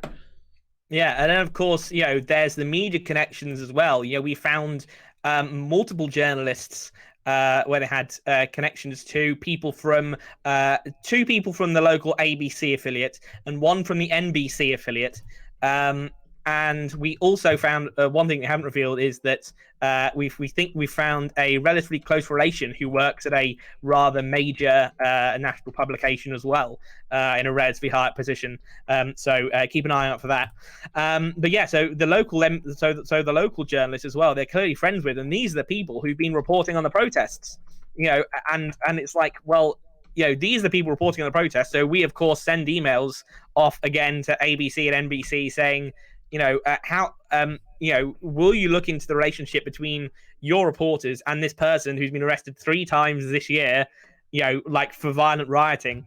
And of course, given that your reporters are the ones talking about these protests, how can we stop Barron's having undue influence on your programming, which you probably would? And again, no response, because the media, the Democrat Party, and all the violent thugs on the street, they're all part of the same thing. It's all connected, and this. I'm sure this story was happening over and over again. Even probably on the same scale across the country. It's Barron's is only just the unfortunate one enough to be caught and shown as the example as to what the fuck is happening in clown world America. Gator, go ahead, sir. Do you have anything to say about all this before I bring in some callers? Well, I mean, it's absurd, that Trump says, there were good people on both sides of the protests, right? There were people that were out there that weren't committing violence, that weren't, getting in fights and stuff. And they absolutely excoriate him, say that Trump's literally worse than Hitler, where you have people in the media and people in the government that are outright trying to promote this individual who's clearly a violent and terrible person, and you don't hear a peep. They never disavow. Exactly. So why disavow on the other side? That's the thing about it. Okay, let me go through here. Sexual Tyrannosaurus says the future is gay. Essential Waggle says, it's not a dude when it calls dad versus mom. Easy Money is the best. Says Google the origin of Riley's surname. Essential Waggle says if they're on hormone blockers, it might have caused it. Right About Everything says the only show the kids who sat at the allergy table Wait, excuse me. They only show the kids who sat at the allergy table. Cooper with the big ninja guinea. Shout out to Cooper. Please message me so I remember to message you. You're a great guy, by the way. He says, sir, what about all the comments saying to go flick your bean? This chick sounds like she can stroke. But Seriously says, how much for our own Israel? Probably a lot, actually. It'd probably be a lot. All right, let's take some callers. I think that's where we're at. Let's see. Let me go here into our actual Discord. Okay. Let me make sure I actually put the caller bot in there. Okay, good, I did. Dark Butters, you're on the Killstream. Go ahead, sir. Oh, Ralph, it sounds like it's been an eventful few weeks for you. How you doing, man? I'm doing pretty good, man. How you doing? To say the least. Yeah, well, it's good to hear you guys back in the air. I hope you had a blast in Tampa. I hope you met my my co-host, my good friend Flo, while they were there. I did. ask you, Great guy. okay, are they manlets or are they tall? I need to know. He's tall. He's pretty tall, actually. Yeah. He's not a manlet. No. All right. Well, I'll forever be a manlet. So what are your thoughts about the? Sorry, this isn't really related. I haven't heard too much. So some tranny claimed they had a stroke or something because of COVID, and now they're trying to say that we're all bad for not wearing masks. Okay. Basically, that's a pretty good. That's a pretty good summation of the last 45 minutes. Actually, yeah, that was really good. Yeah, they've basically got a longer rap sheet 5 times the size of yours, and they're gonna tell us about the mini stroke they actually had, quote on finger quotes. Right, exactly. Their rap sheet, when your rap sheet's longer than the Ralph, you know, something has went wrong. Your son than noted internet terrorist Ethan Ralph. Right? Yeah.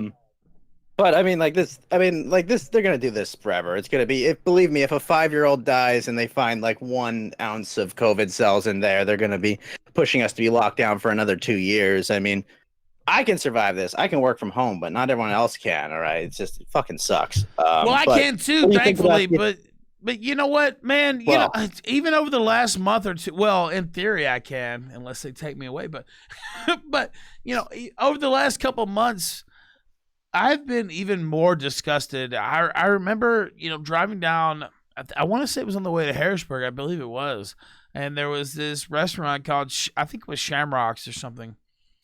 And they had a big sign. They clearly had been doing well, right? Up until this point. They had a big building, a big billboard, you know, a big sign, and they said, thanks for all the memories, 57 years, but we're done. And you know why they're done. You know why they're done. Because of COVID, because of these COVID cucks.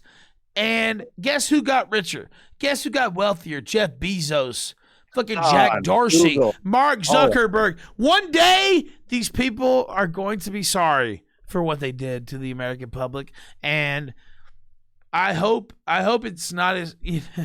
They deserve to be very sorry. Let's just put it that way. They deserve to be. Sorry. Let's say right, that. Exactly. Right? That's exactly what I want to say. They deserve to be very, very sorry. I hope that it's peacefully sorry.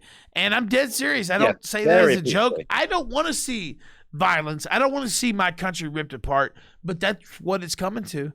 That's literally what it's coming to. Yeah. And you know what? You give us another 2 years of this shit and all this, you know, Fed posting LOL, like it's not going to be a joke. Like people are fed up as disappear.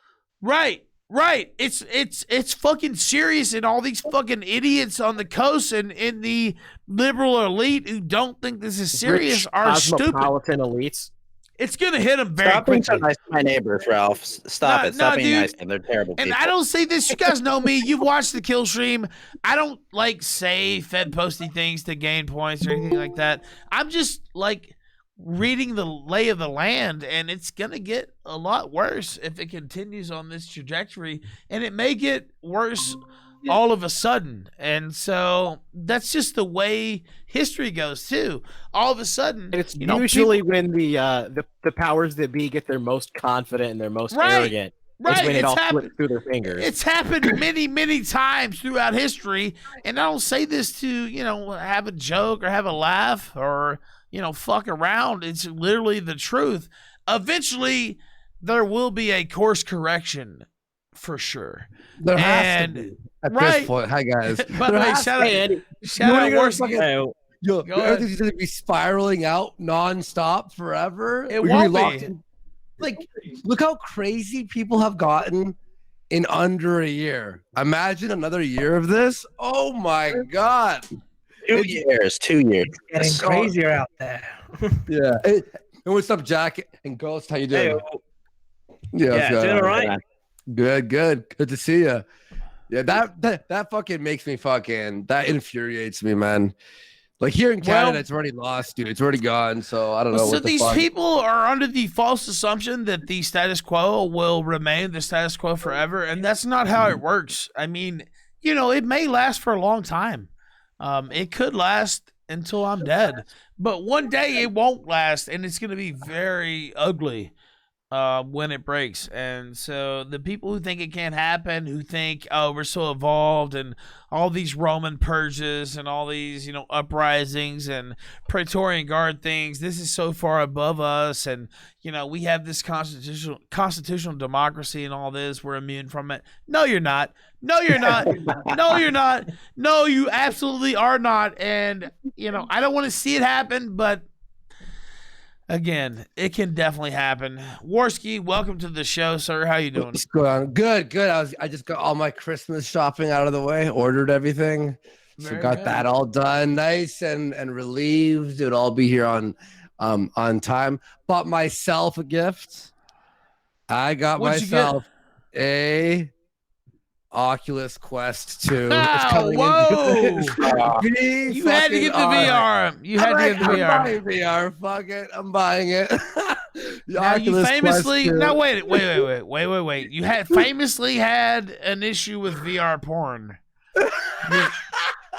I wouldn't call that an no. issue. Now, well, it was a good issue, maybe. I don't know. No, remember I on what's it called? Hard issue Was for him, it- okay.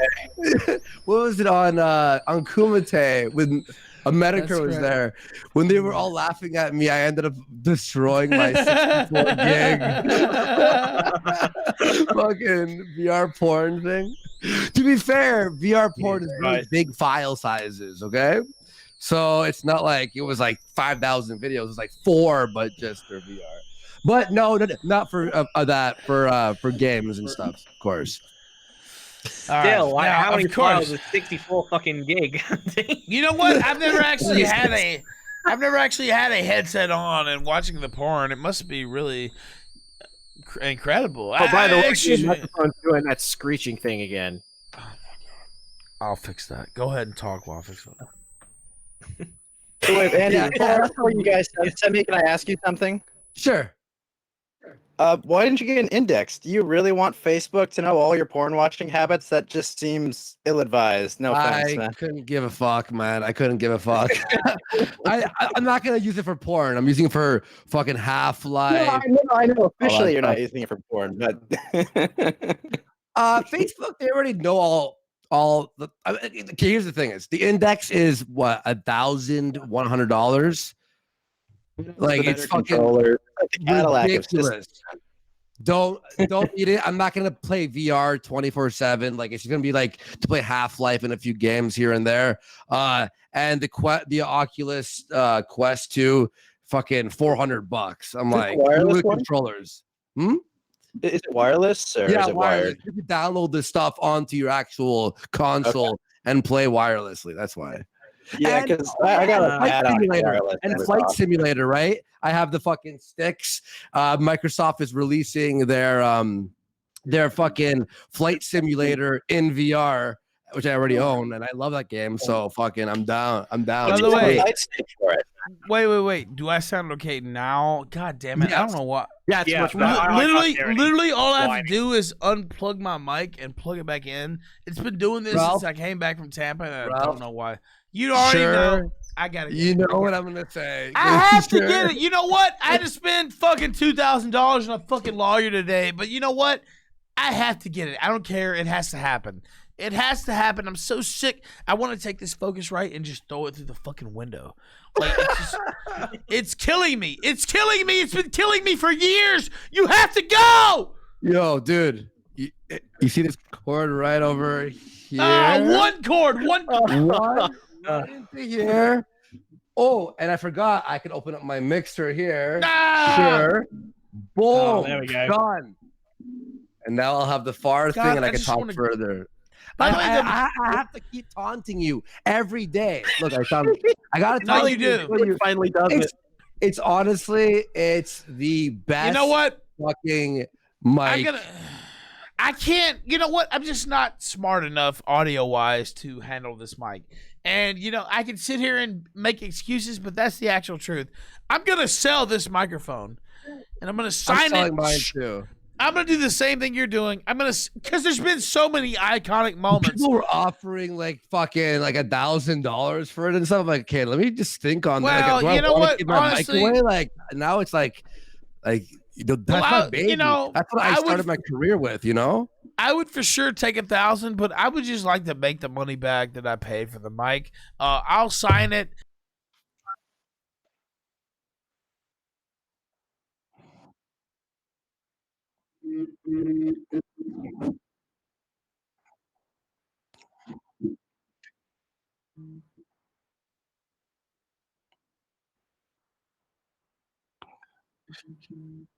Is someone muted? Or they're fucking with you? Okay. They've got to be fucking. I hear you fine. No, hang on. I mean, I totally hear him fine as well. I hear everyone fine. Okay, wait. Now I should be able to be heard. Oh, I was muted. Oh, he was muted on. When he unplugs it, when he unplugs it from the stream, it mutes him for a second. Bro, I'm like, audience, shut the fuck up. Not right now. No, I was actually. He was legitimately muted. Fuck me. Cat wins again. Oh, you guys are with you. Fucking professionals. Because you know how they always do that. They're always like, you're muted, and we go, ha ha ha, yeah, muted. And then I'm like, I don't think 100 people joke about that at the same time. I was actually muted. You know what? Fuck you! I was muted, but I forgot what the fuck I was saying now. But it's just a pain in the. Hey, we can land a man on the moon. I mean, sorry, chats. People are gonna call me a space cuck. We could film. Flying the moon is real.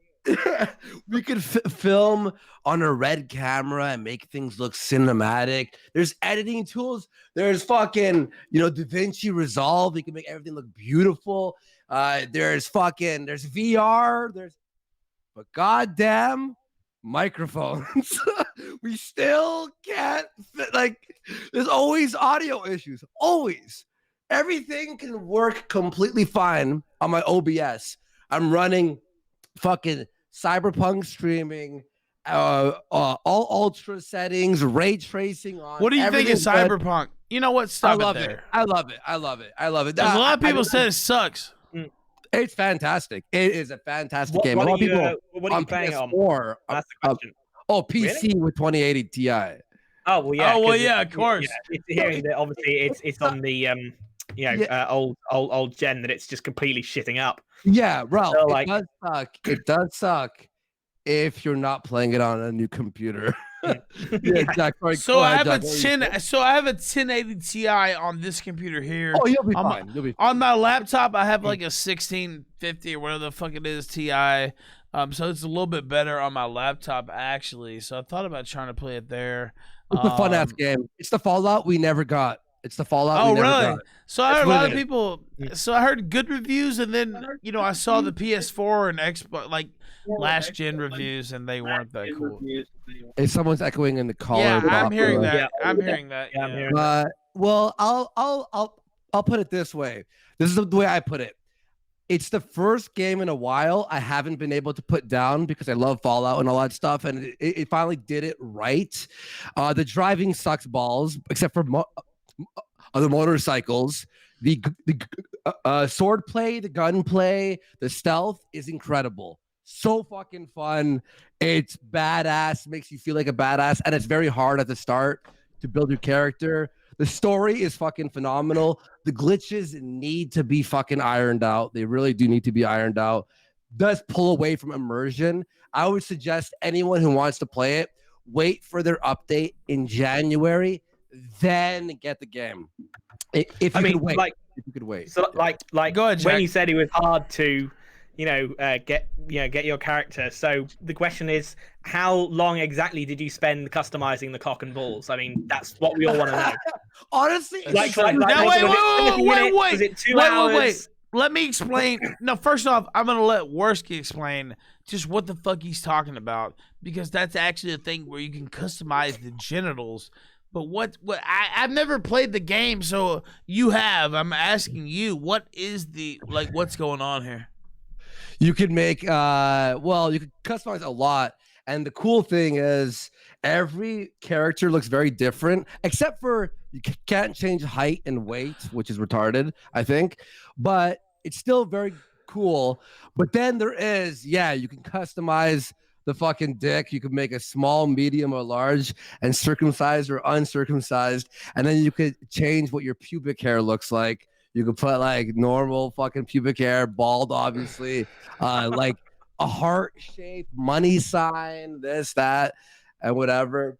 By the way, I want to say this just real quick, and I want to let you continue, but I see Essential Waggle in the regular chat says, romanceable characters will legit turn you down if circumcised. That's not true.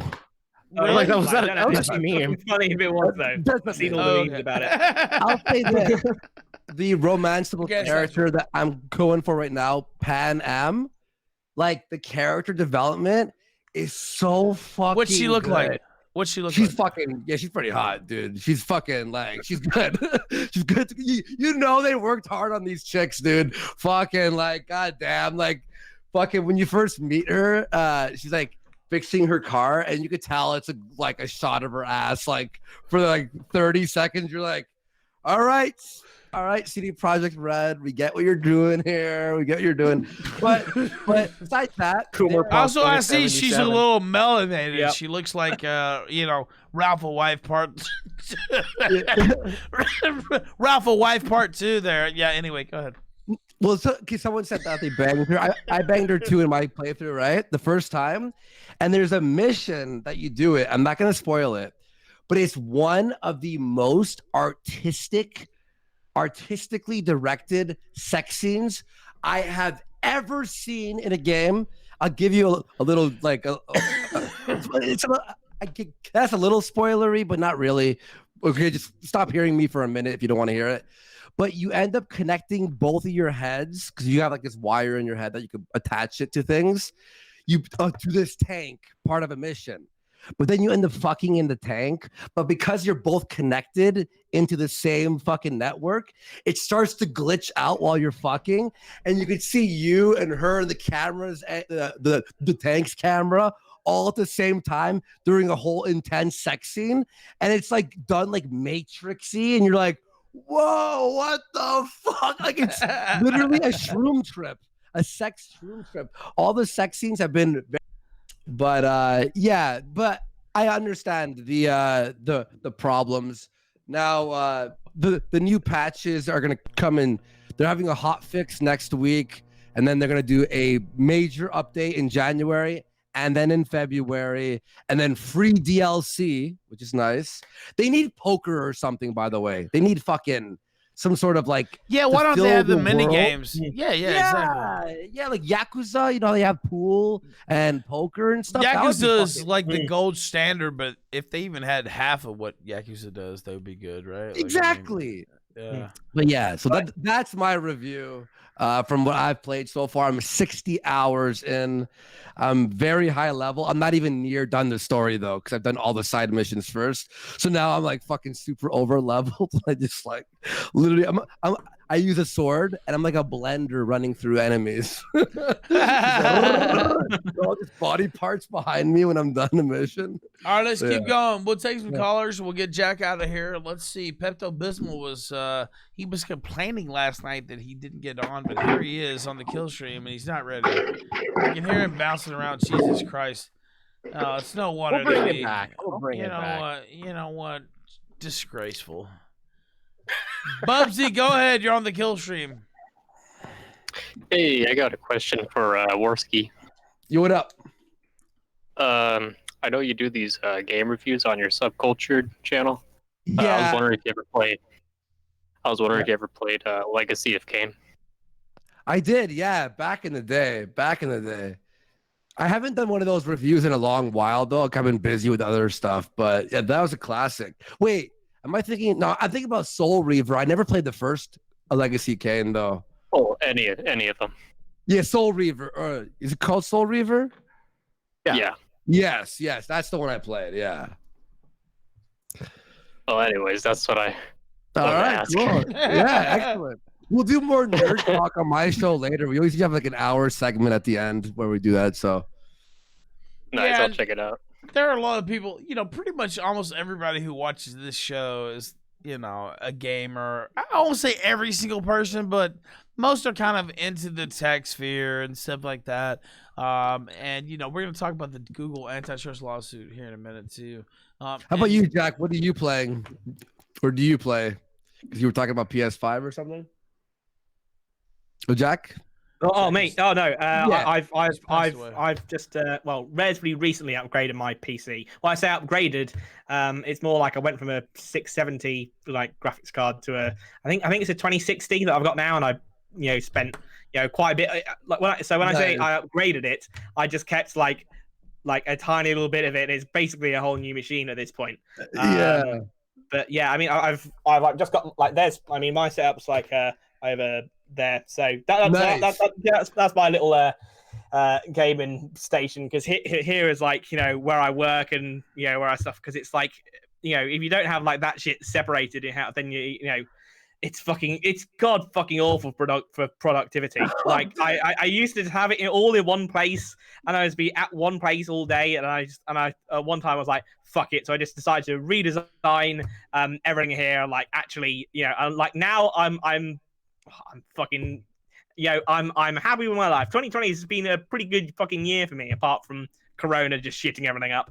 But yeah, no. So I mostly play like Nice. I've been playing a lot of Assassin's Creed Odyssey recently. Oh, nice. Nice. Mostly I like that finished game, that. yeah. Oh, I love Wicked. Odyssey. I don't know if the new one's any good, but yeah, I Well, do it's love funny Odyssey. that what you were saying about productivity. It's a good thing that my job is now a live show, because if this was like me back when I made videos, bro, I know what you mean. Like having your gaming like right here. Well, like, because the live show, I need to do show prep because I'm going to be live, and I stay live for like 4 or 5 hours, right? But when you're doing videos, you know what? I'll edit in like an hour. Dude, Yeah. it never works out. Exactly. It never works out. Oh, it was fucking terrible. All right, chat. Oh, go ahead real quick, Jack. Oh yeah, no, I'm just saying it was. It's fine. Yeah, completely agree with Andy on the productivity shit. I agree with him as well. Now pull up this clip. I just linked it in the chat. It's from the Texas Attorney General, or excuse me, the Attorney General of Texas. They are leading the antitrust lawsuit against Google, and it was just announced today. So let's go ahead and hit play right now. Oh, you know what? Fuck you, Twitter. Rethink Wait, that. do you have to restart it? Nah, yeah, we have to restart it. Yeah, we do. Thank God, I fucked up. Okay, yeah, it fucked up on everything mine. up. It fucked up on mine too. No problem with that. You guys ready? Yep. Yes. All right, let's hit it right now.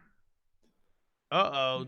Attorney General of Texas. Right now with sealed. Texas Attorney General Ken Paxton. Texas AG Ken Paxton is taking the lead to investigate Google. Investigate Google. Google. Tech giant. Google. The focus is Google's Anti-competitive. Antitrust. antitrust, anti-competitive trust laws. I'm Texas Attorney General Ken Paxton, and I'm proud to announce that the state of Texas is filing a multi-state lawsuit against Google for anti-competitive conduct, exclusionary practices, and deceptive misrepresentations. Google repeatedly used its monopolistic power to control pricing, engage in market collusions to rig auctions, in a tremendous violation of justice. Right now, when you visit the website of a news outlet you know and trust, like the Wall Street Journal or your favorite local paper, the Wall Street you'll Journal. see advertisements likely placed there by Google. But Google doesn't tell you, the public, that they manipulate the advertising auction, and they continually illegally profit by taking money away from those web pages and putting You know what? Pause it. Oh, wait. pockets. Because I actually, What happened? I moved the screen, and the way Twitter works is if you even accidentally scroll. If you even accidentally scroll down the screen, it stops the audio, which is completely ridiculous. But whatever. Just go to 1 minute. That's basically where I was at. Yep. All right, 1 minute. Let's hit it right now. And putting it in their own pockets. This Goliath of a company is using its power to manipulate the market, destroy competition, and harm you, the consumer. These actions harm every person in America. It isn't fair that Google can harm the web pages you visit and read. And it isn't fair that Google effectively eliminated its competition and crowned itself the head of online advertising. Let me put it this way. If the free market were a baseball game, Google positioned itself as the pitcher, the batter, and the umpire. I'm here to fight for each and every citizen of Texas. Exactly what the people of our great state elected me to do. And I will continue to do my job, whether big tech likes it or not. It's time for them to learn the hard way that you do not mess with Texas. God bless the citizens of Texas, and God bless the United States of America. God fucking bless Texas.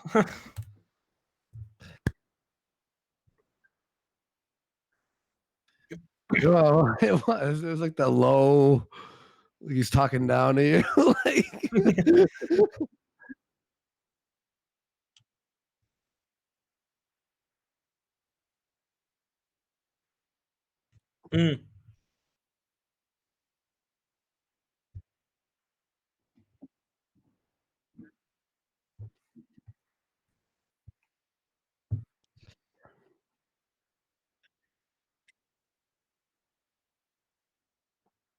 Yeah, it was pretty much all of them, wasn't it?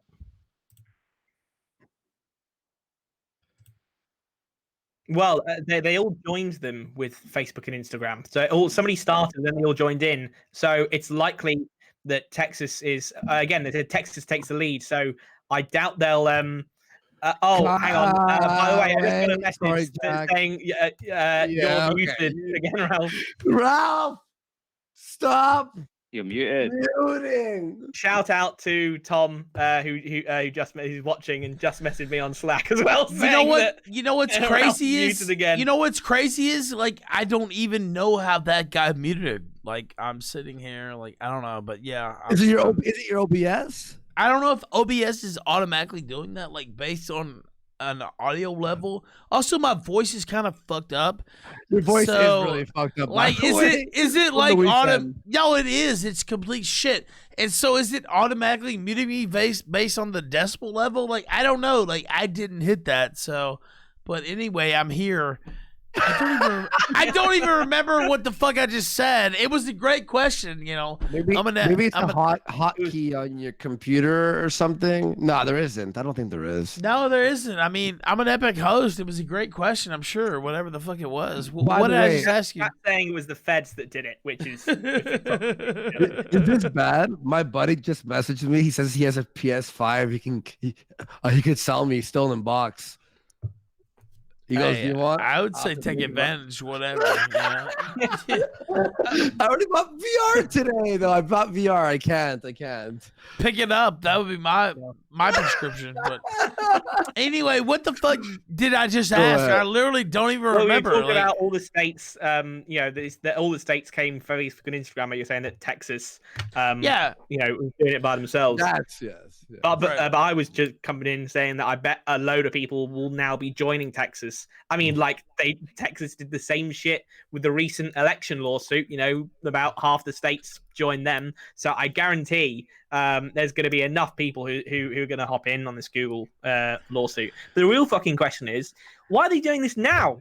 Like, it's far fucking too little, too late. I mean, especially in terms of, Trump and in terms of, like, election meddling. Better late than never in terms of the whole sphere of shit.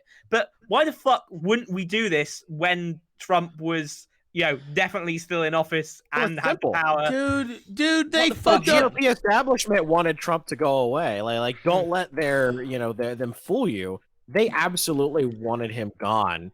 Because they think that when Trump is gone, that the MAGA stuff is going to go away, that they'll never have to deal with it again. It'll go back to business as usual, same old cucky GOP. That's why they waited. Dude, the GOP establishment is complete shit. And I sit Answer. here and, they actually passed a marijuana legalization bill, basically, in the House. And it was dead on arrival in the Senate. And I know, people who listen to this show, there are a few who would say, well, you can't pass that. You can't do that. But if you had Trump signing, imagine Trump signing, like, the legalization of marijuana. And that's a huge fucking policy win, basically. They could be attributed to the GOP. It's going to happen anyway. Like, it's literally going to happen anyway. And so why wouldn't you have Trump? I see drugs are degenerate, and I understand that point of view. I don't agree with it, obviously, but it's going to happen. It's going to happen anyway, basically. Hey, well, let's get the huge policy win of importing everybody from Mexico. It's going to happen anyway. May as well get the GOP getting the policy win. Well, you know what? You know what? You know what? There's been billions and billions of dollars wasted on, legalization of drugs, and, the drug war actually would be the better term. People locked up, and it's just not gonna work. I mean, it's ridiculous. I mean, to compare immigration with drugs, I don't really think that makes any sense. And I mean, if you have further views on that, I really don't think those are two issues who are similar to each other.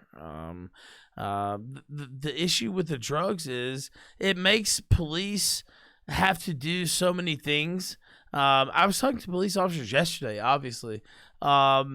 It just makes it such a, people on the streets, they're going to do drugs regardless. People are going to do drugs regardless. There is no police force, no, decree, absent, cutting people's hands off or killing people. If you have a truly censorious regime, if you're actually going to hurt people and stuff like that, I mean, that might actually curb drug use. That's true. If it was something where if you did drugs, you were thrown in jail for 10 years and stuff like that. Thailand, some of these other countries you see where there are severe drug penalties, that actually could have an effect on, if you wanted to shut down drugs, that would be the way to go. Basically, just complete hard line. You're locked up for 20 years if you sell weed. You have to petition the government to have a life if you are involved with the drug trade. Those type of things could actually work. But you have to ask yourself, is there any real stomach for that in the West? And there's not. And so you can sit here and meme and, throw your pithy comments out there, but you're fucking stupid and you're wrong. And you sound like a fucking moron to most normal people. So that's just the fact of the matter. I don't know. You can sit here and pose and preen, but that's not an actual winning position. I mean, really, the only thing that would actually, stop drug use is actually more like a culture change, because it's if people accept it as a good thing to do, rather, shaming, societal shaming is a good thing. Societal shaming is how you fucking regulate society.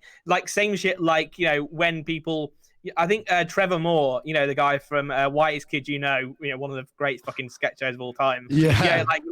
He did a video a couple of years ago for Comedy Central, which bullies, and it's basically because we've got rid of all the bullies, we now have all the fucking societal retards that exist now, because they never actually got shamed. I was bullied relatively hard at school, and I swear to God, I'm far fucking better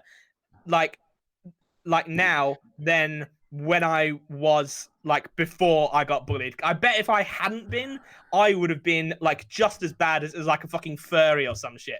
I mean, not really on that level. People to adapt. Shit beaten out of them by society. People need societal self-regulation. Yes, 100%. Agreed.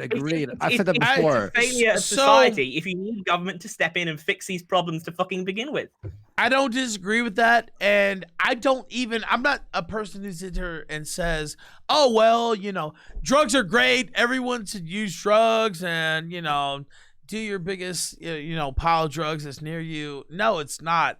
But I'm also a person who says this is not, it's not a winning battle to lock people up over drug use, and it actually is a drain on society, and it actually hurts us in a lot of other different areas where if we didn't have the heavy hand of governance, we might actually be able to do more.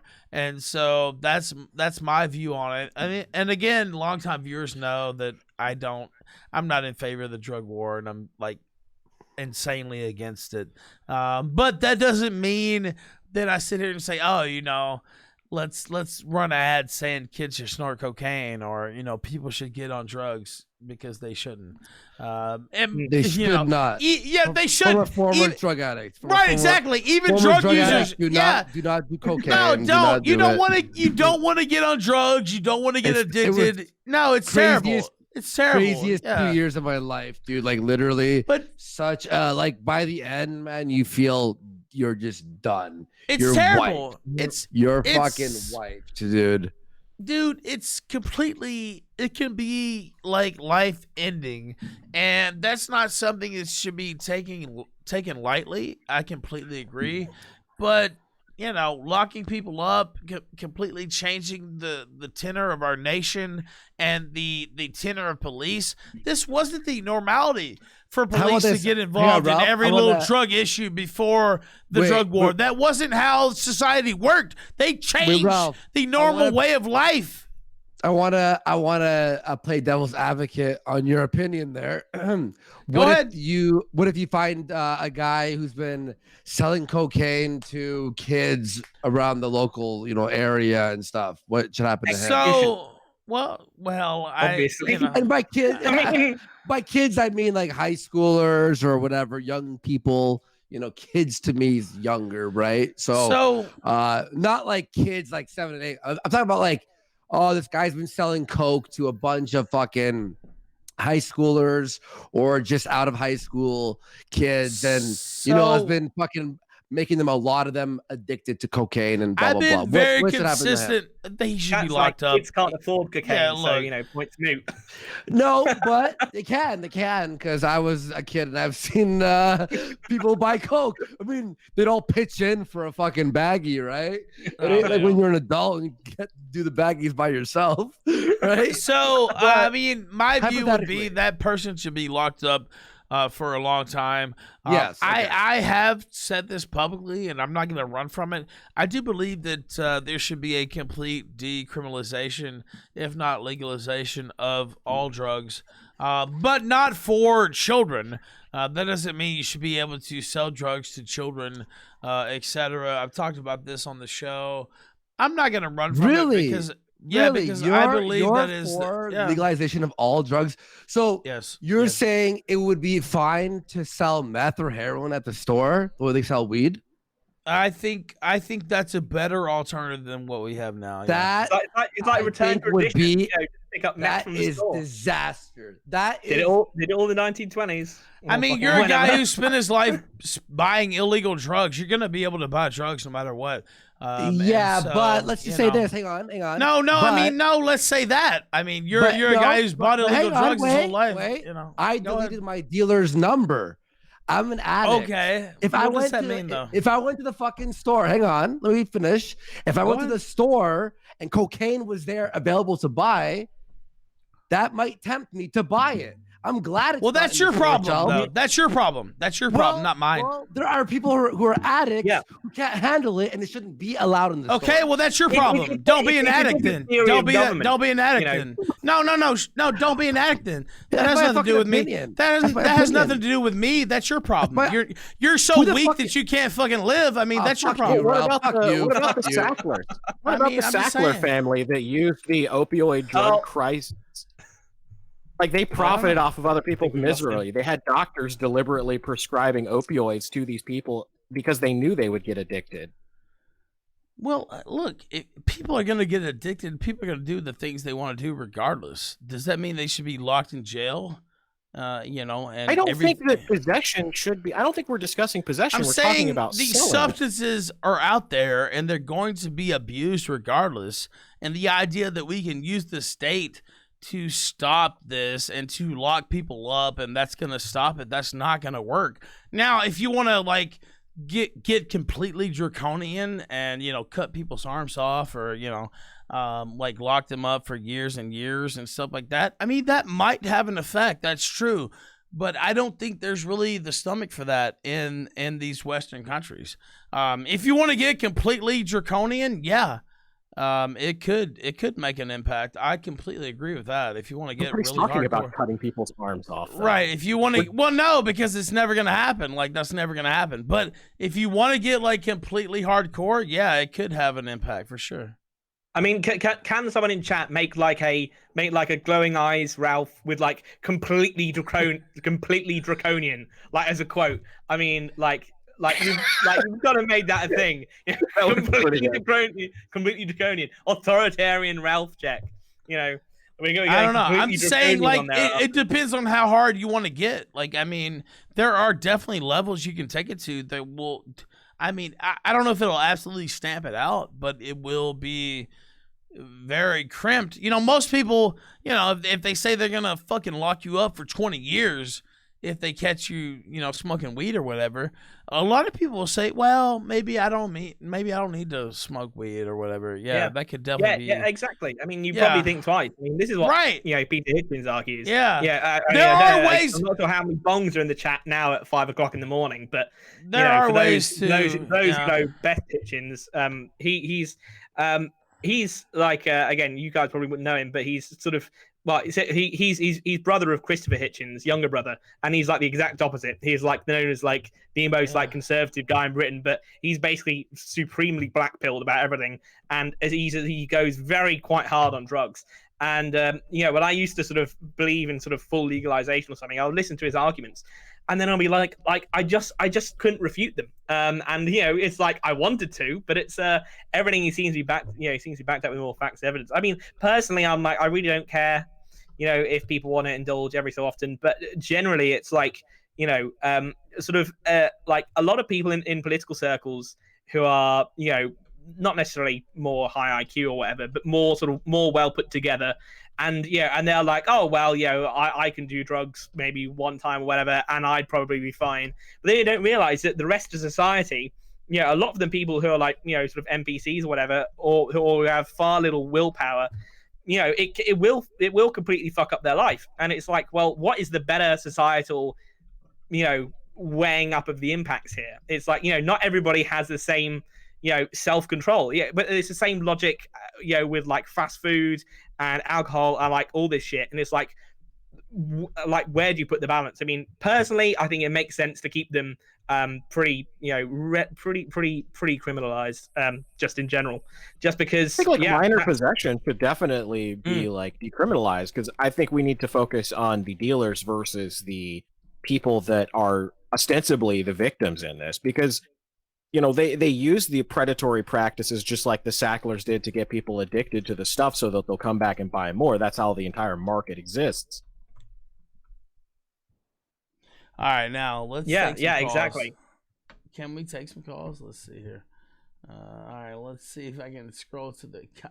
I don't even remember what fucking Discord I'm in. Okay. I think we're here. All right. Butters, are you here, sir? Yes, I am. I guess you're back in Richmond, and all the seem to have had the best day and the worst day and the best day again, from what I could tell.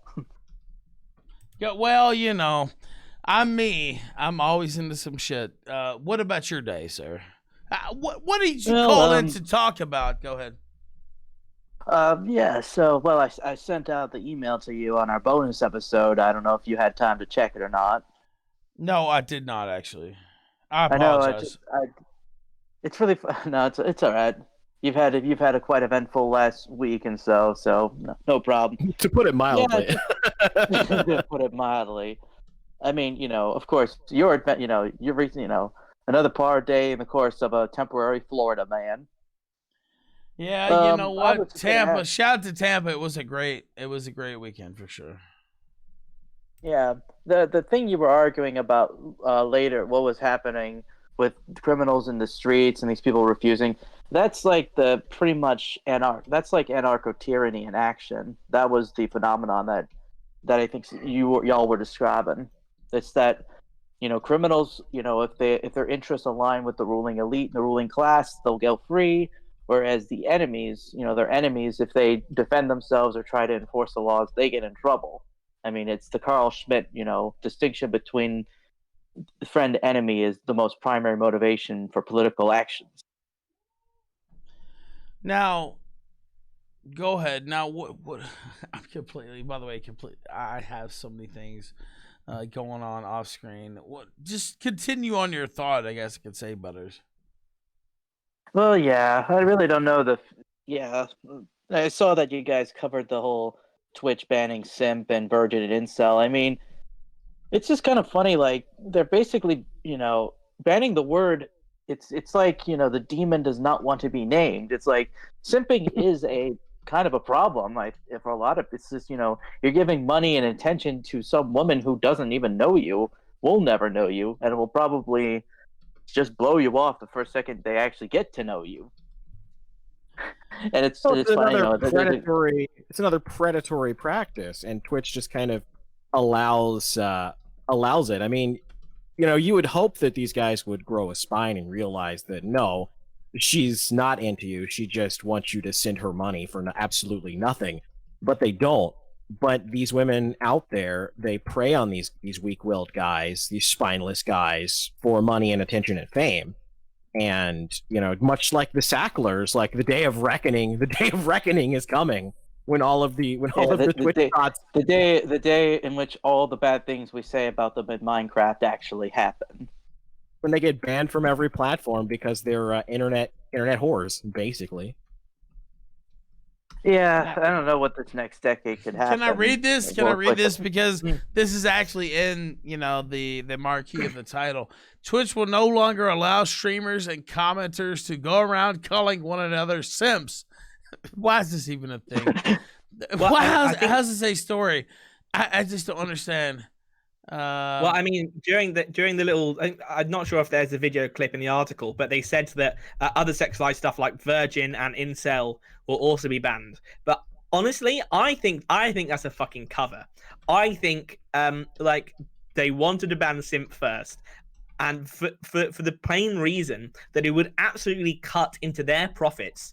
For men who get simp shamed, on live streams, if they donate $500, some titty e-girl Twitch streamer, and then they get simp shamed, and they think, well, shit, I'm not going through that social embarrassment again. But if people can't post, simp in chat in response to that, then they'll keep giving money, and they'll keep giving them money, and therefore they'll keep giving Twitch money. And they just want to keep the simps donating. They want to keep the simps happy because, I mean, what percentage of Twitch streamers have simps, and what percentage of Twitch's income is from donation cuts from those streamers and people watching those streamers and advertising from the streamers? It's gonna be quite a bit, surely. I know. How many of the Twitch administrative staff and the support and all them? How many of them are simps themselves? Yeah. It's going to be a good fucking chunk of them, I bet. And there is a difference, obviously. When you support a streamer, it's because they do content that you like. There's a difference between supporting a streamer like you, Ralph, and you, Gator, because you guys put out content or you do things that people want to watch. They want to support you. But these are people that they're not that talented. They're not even, some of them aren't even that good looking, but they put on this facade of caring about them. Yeah, I know. There's people. Oh boy, I don't want to talk about that can of worms about men and women in the whole sexual market stuff. But there is there's a lot of these infamous e-girls like Pokimane or some of the other.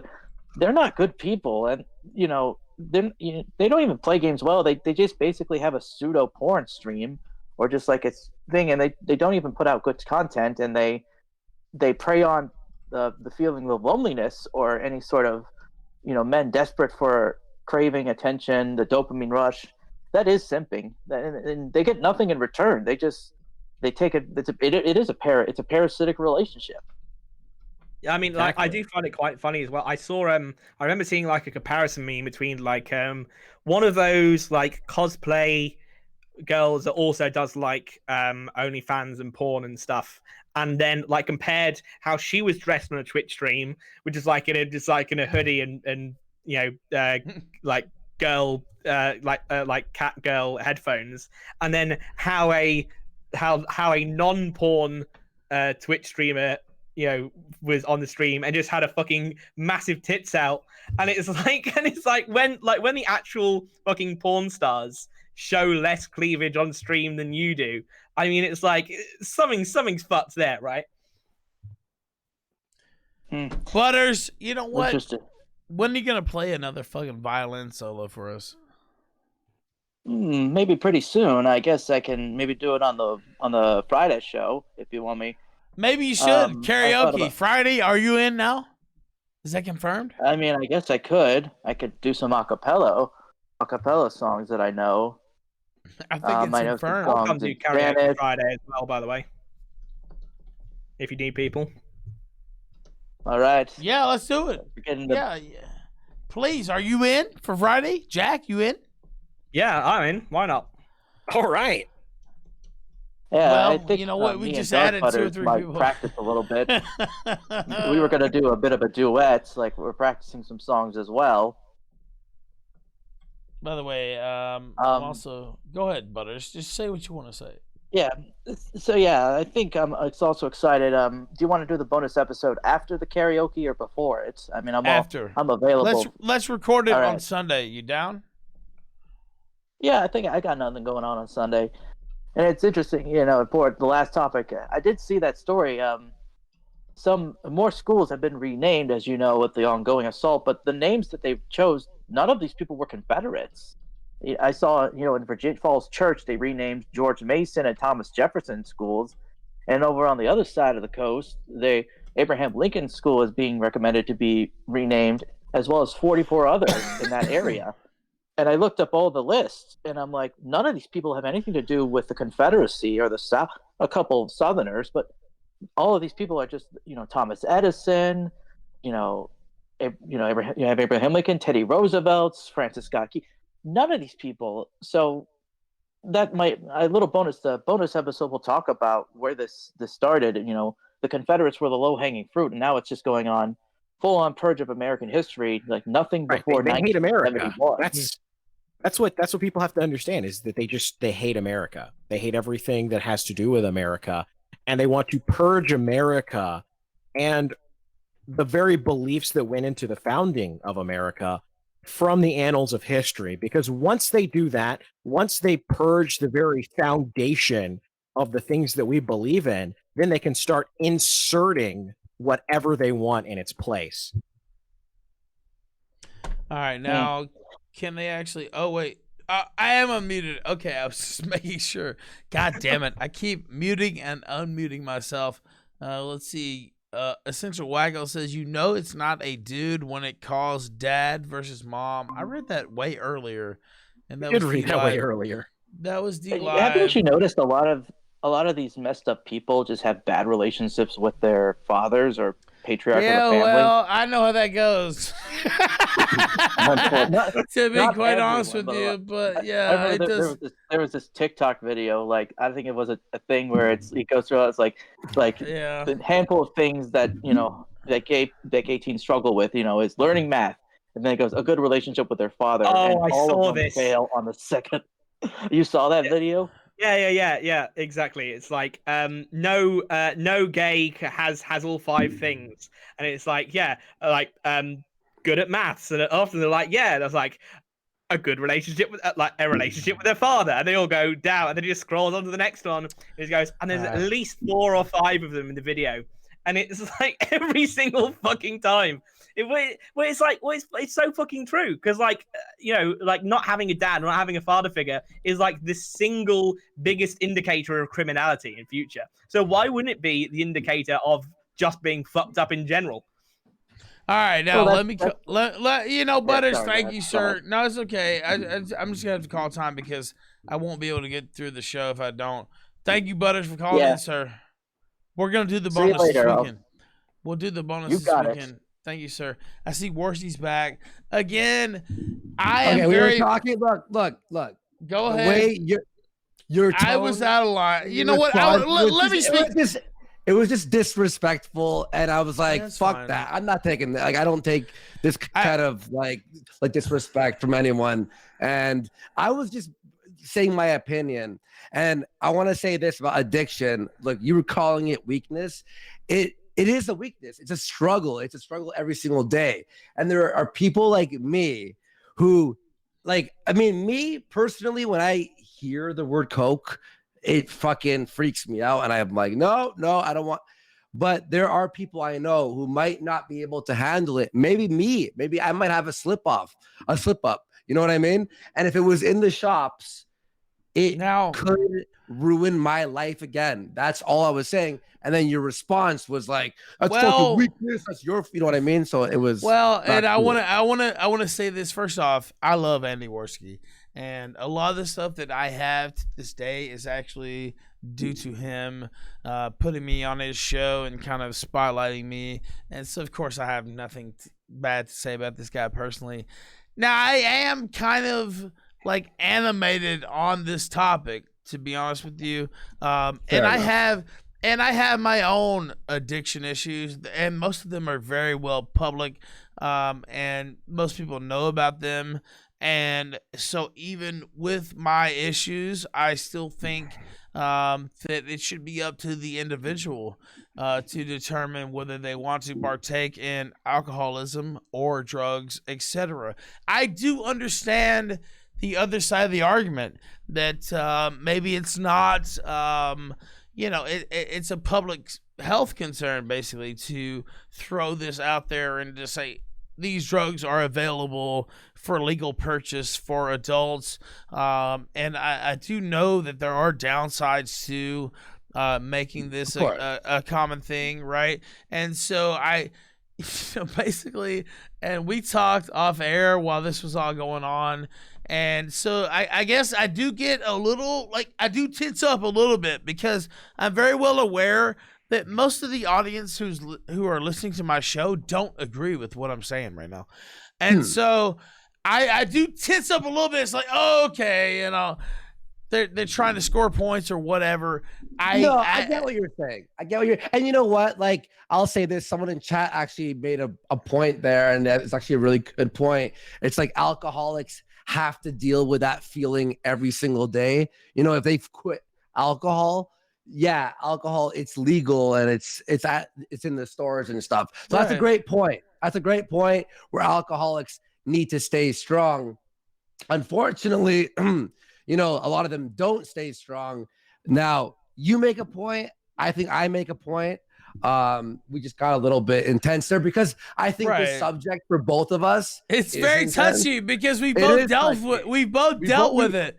Like, we both dealt with it in a very serious way too. Like, it's not just like, we just dabbled or whatever. Like, we were deep into it, and and so I completely ruined my fucking life. Like that shit put me in, and I'm not saying feel sorry for me or whatever. That was my fucking doing. That was my problem. That was my mistake. And I suffered the consequences. And like the thought that if it were legal, that someone can be where I was in that place. Like, it's like, trust me, guys.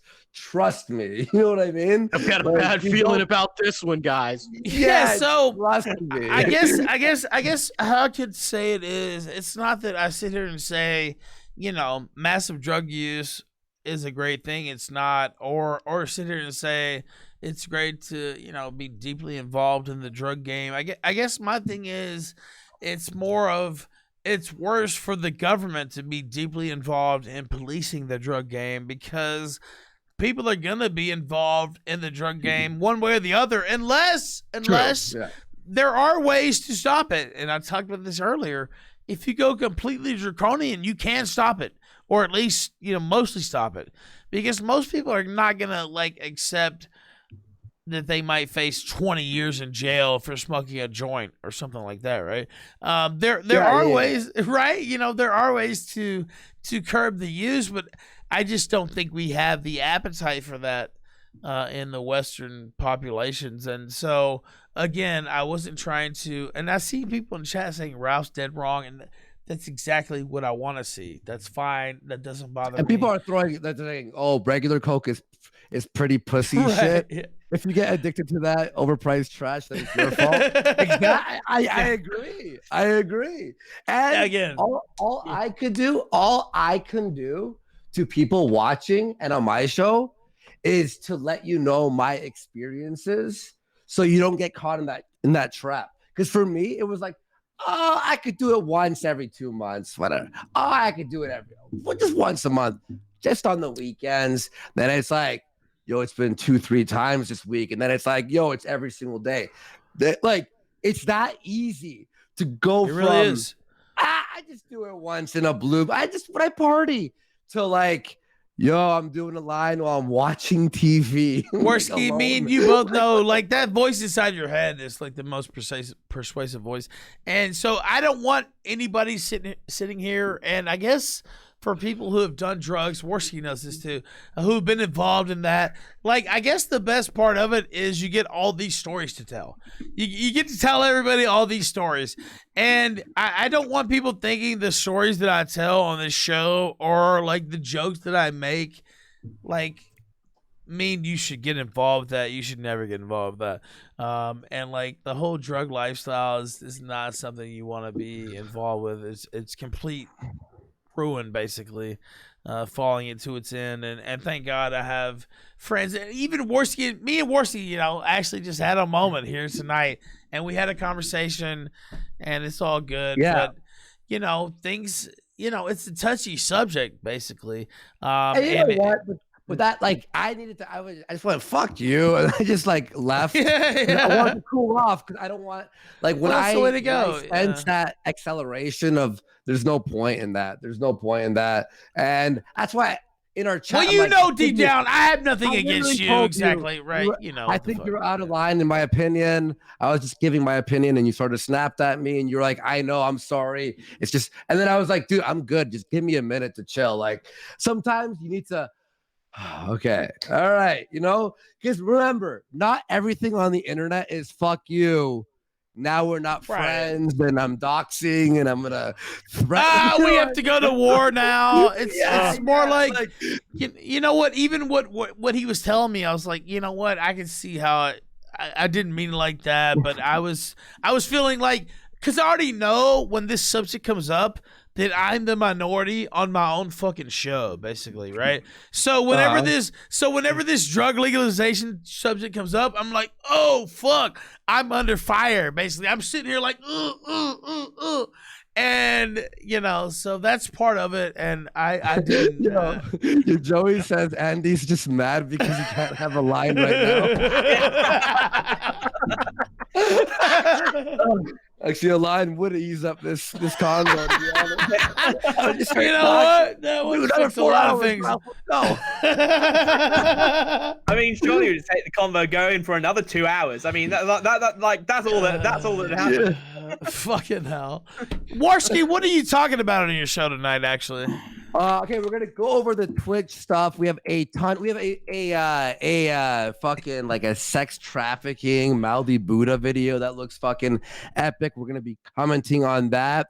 Then there's a ton. We have a ton of things. Kyler put a ton of shit.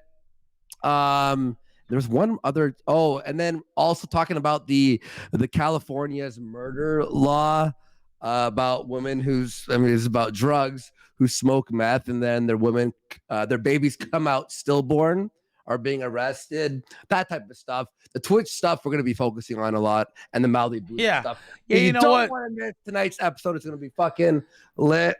I'm glad you mentioned the Twitch stuff, and we're going to talk about that in the last 15 minutes or so here on the stream. Yeah, man. Before I let you go, though, I know you got to go, but Simp, Incel, and Virgin all banned from Twitch. What in the fuck is going on? That is, honestly, look. Oh, by the way, did you see this, Ralph? I received an email today from YouTube. In fact, hang on. I'm gonna, because it has to do with the censorship bullshit. Yeah, I Here. saw this. You saw this? on Yeah. Twitter today. Yeah. Hi, Andy Worski. We wanted to let you know that our team has reviewed your content, and we don't think it's in line with our community guidelines. The video "Shut the Fuck Up" by Dark Fist clip. It's not a strike on your channel, and your content is still live for some users on.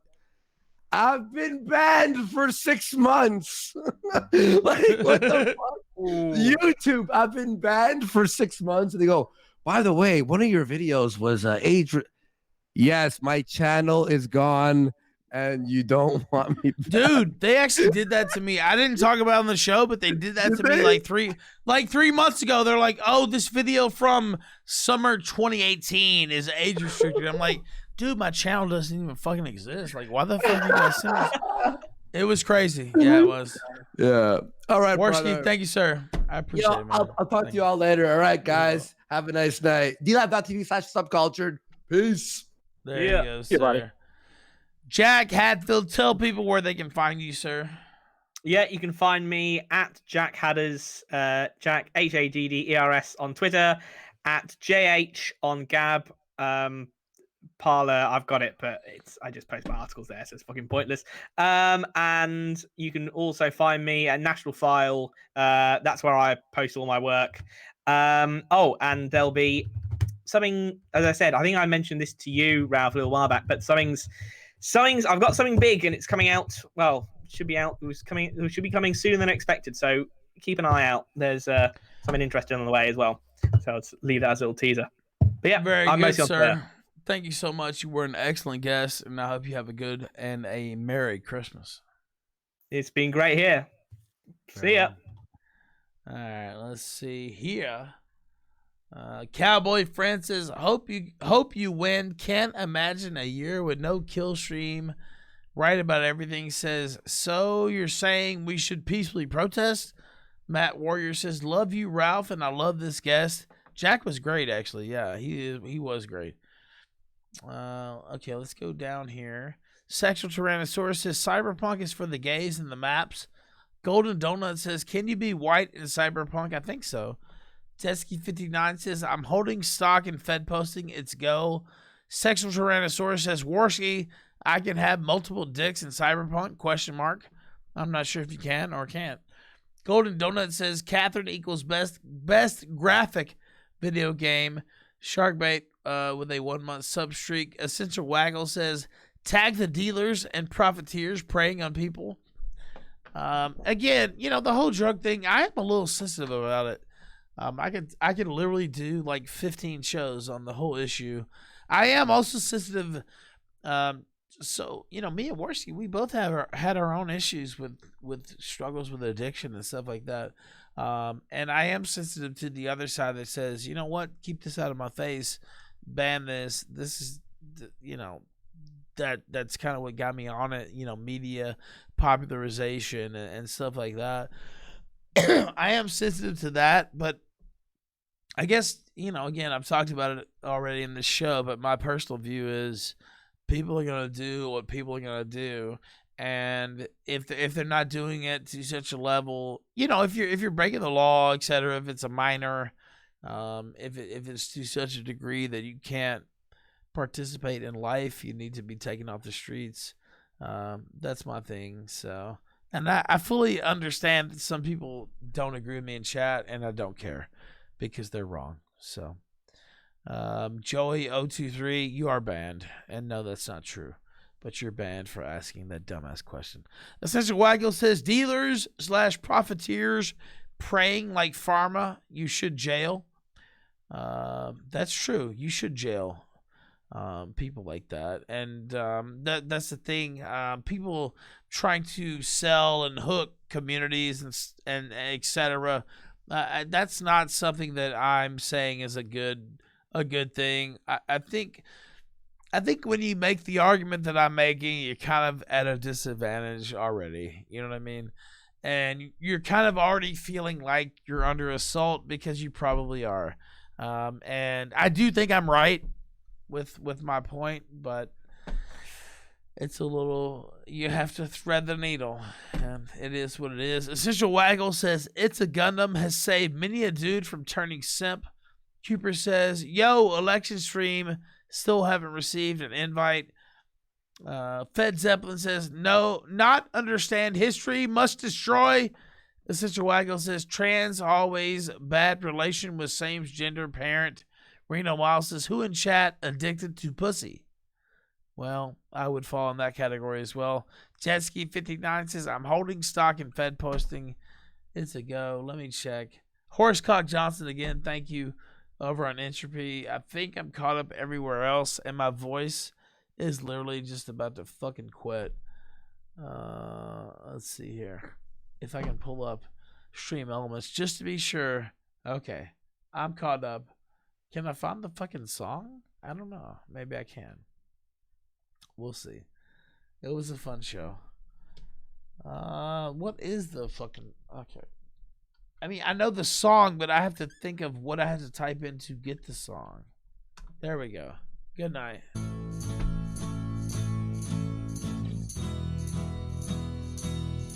wanna peacefully sunset the Killstream. They're trying to peacefully sunset the Killstream. The other night, friends, when I went to tune in, I saw the Killstream had been struck down again. Secret flags and reports, but we all know who's to blame. Can't afford the retort. Jihadi Jarbo's his name. Now you won't take them round, or all them channels you strike. So just delete your account. I'm sure there's folders to find.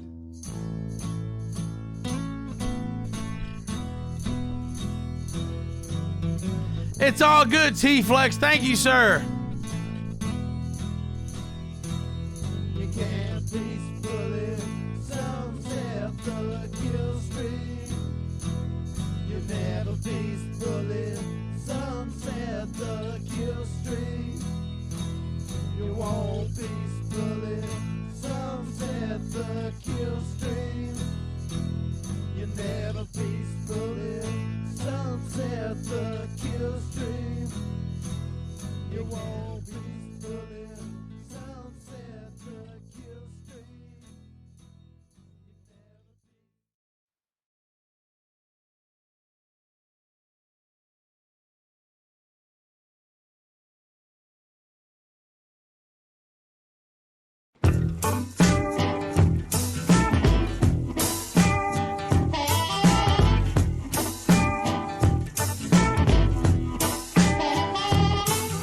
Step by step, all the happy saints go marching in.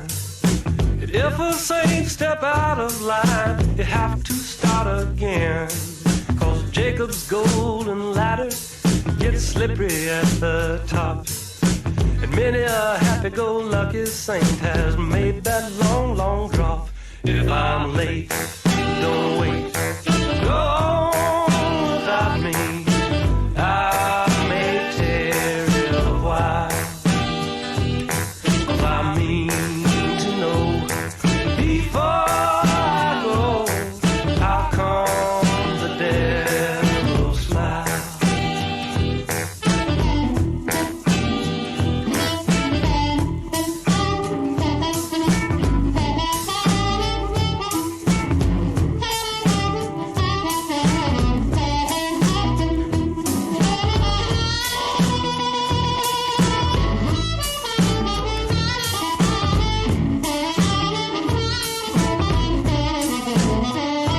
If I'm late, don't wait. Go on without me. I may tarry a while. 'Cause I mean to know before I go, how come the devil smile?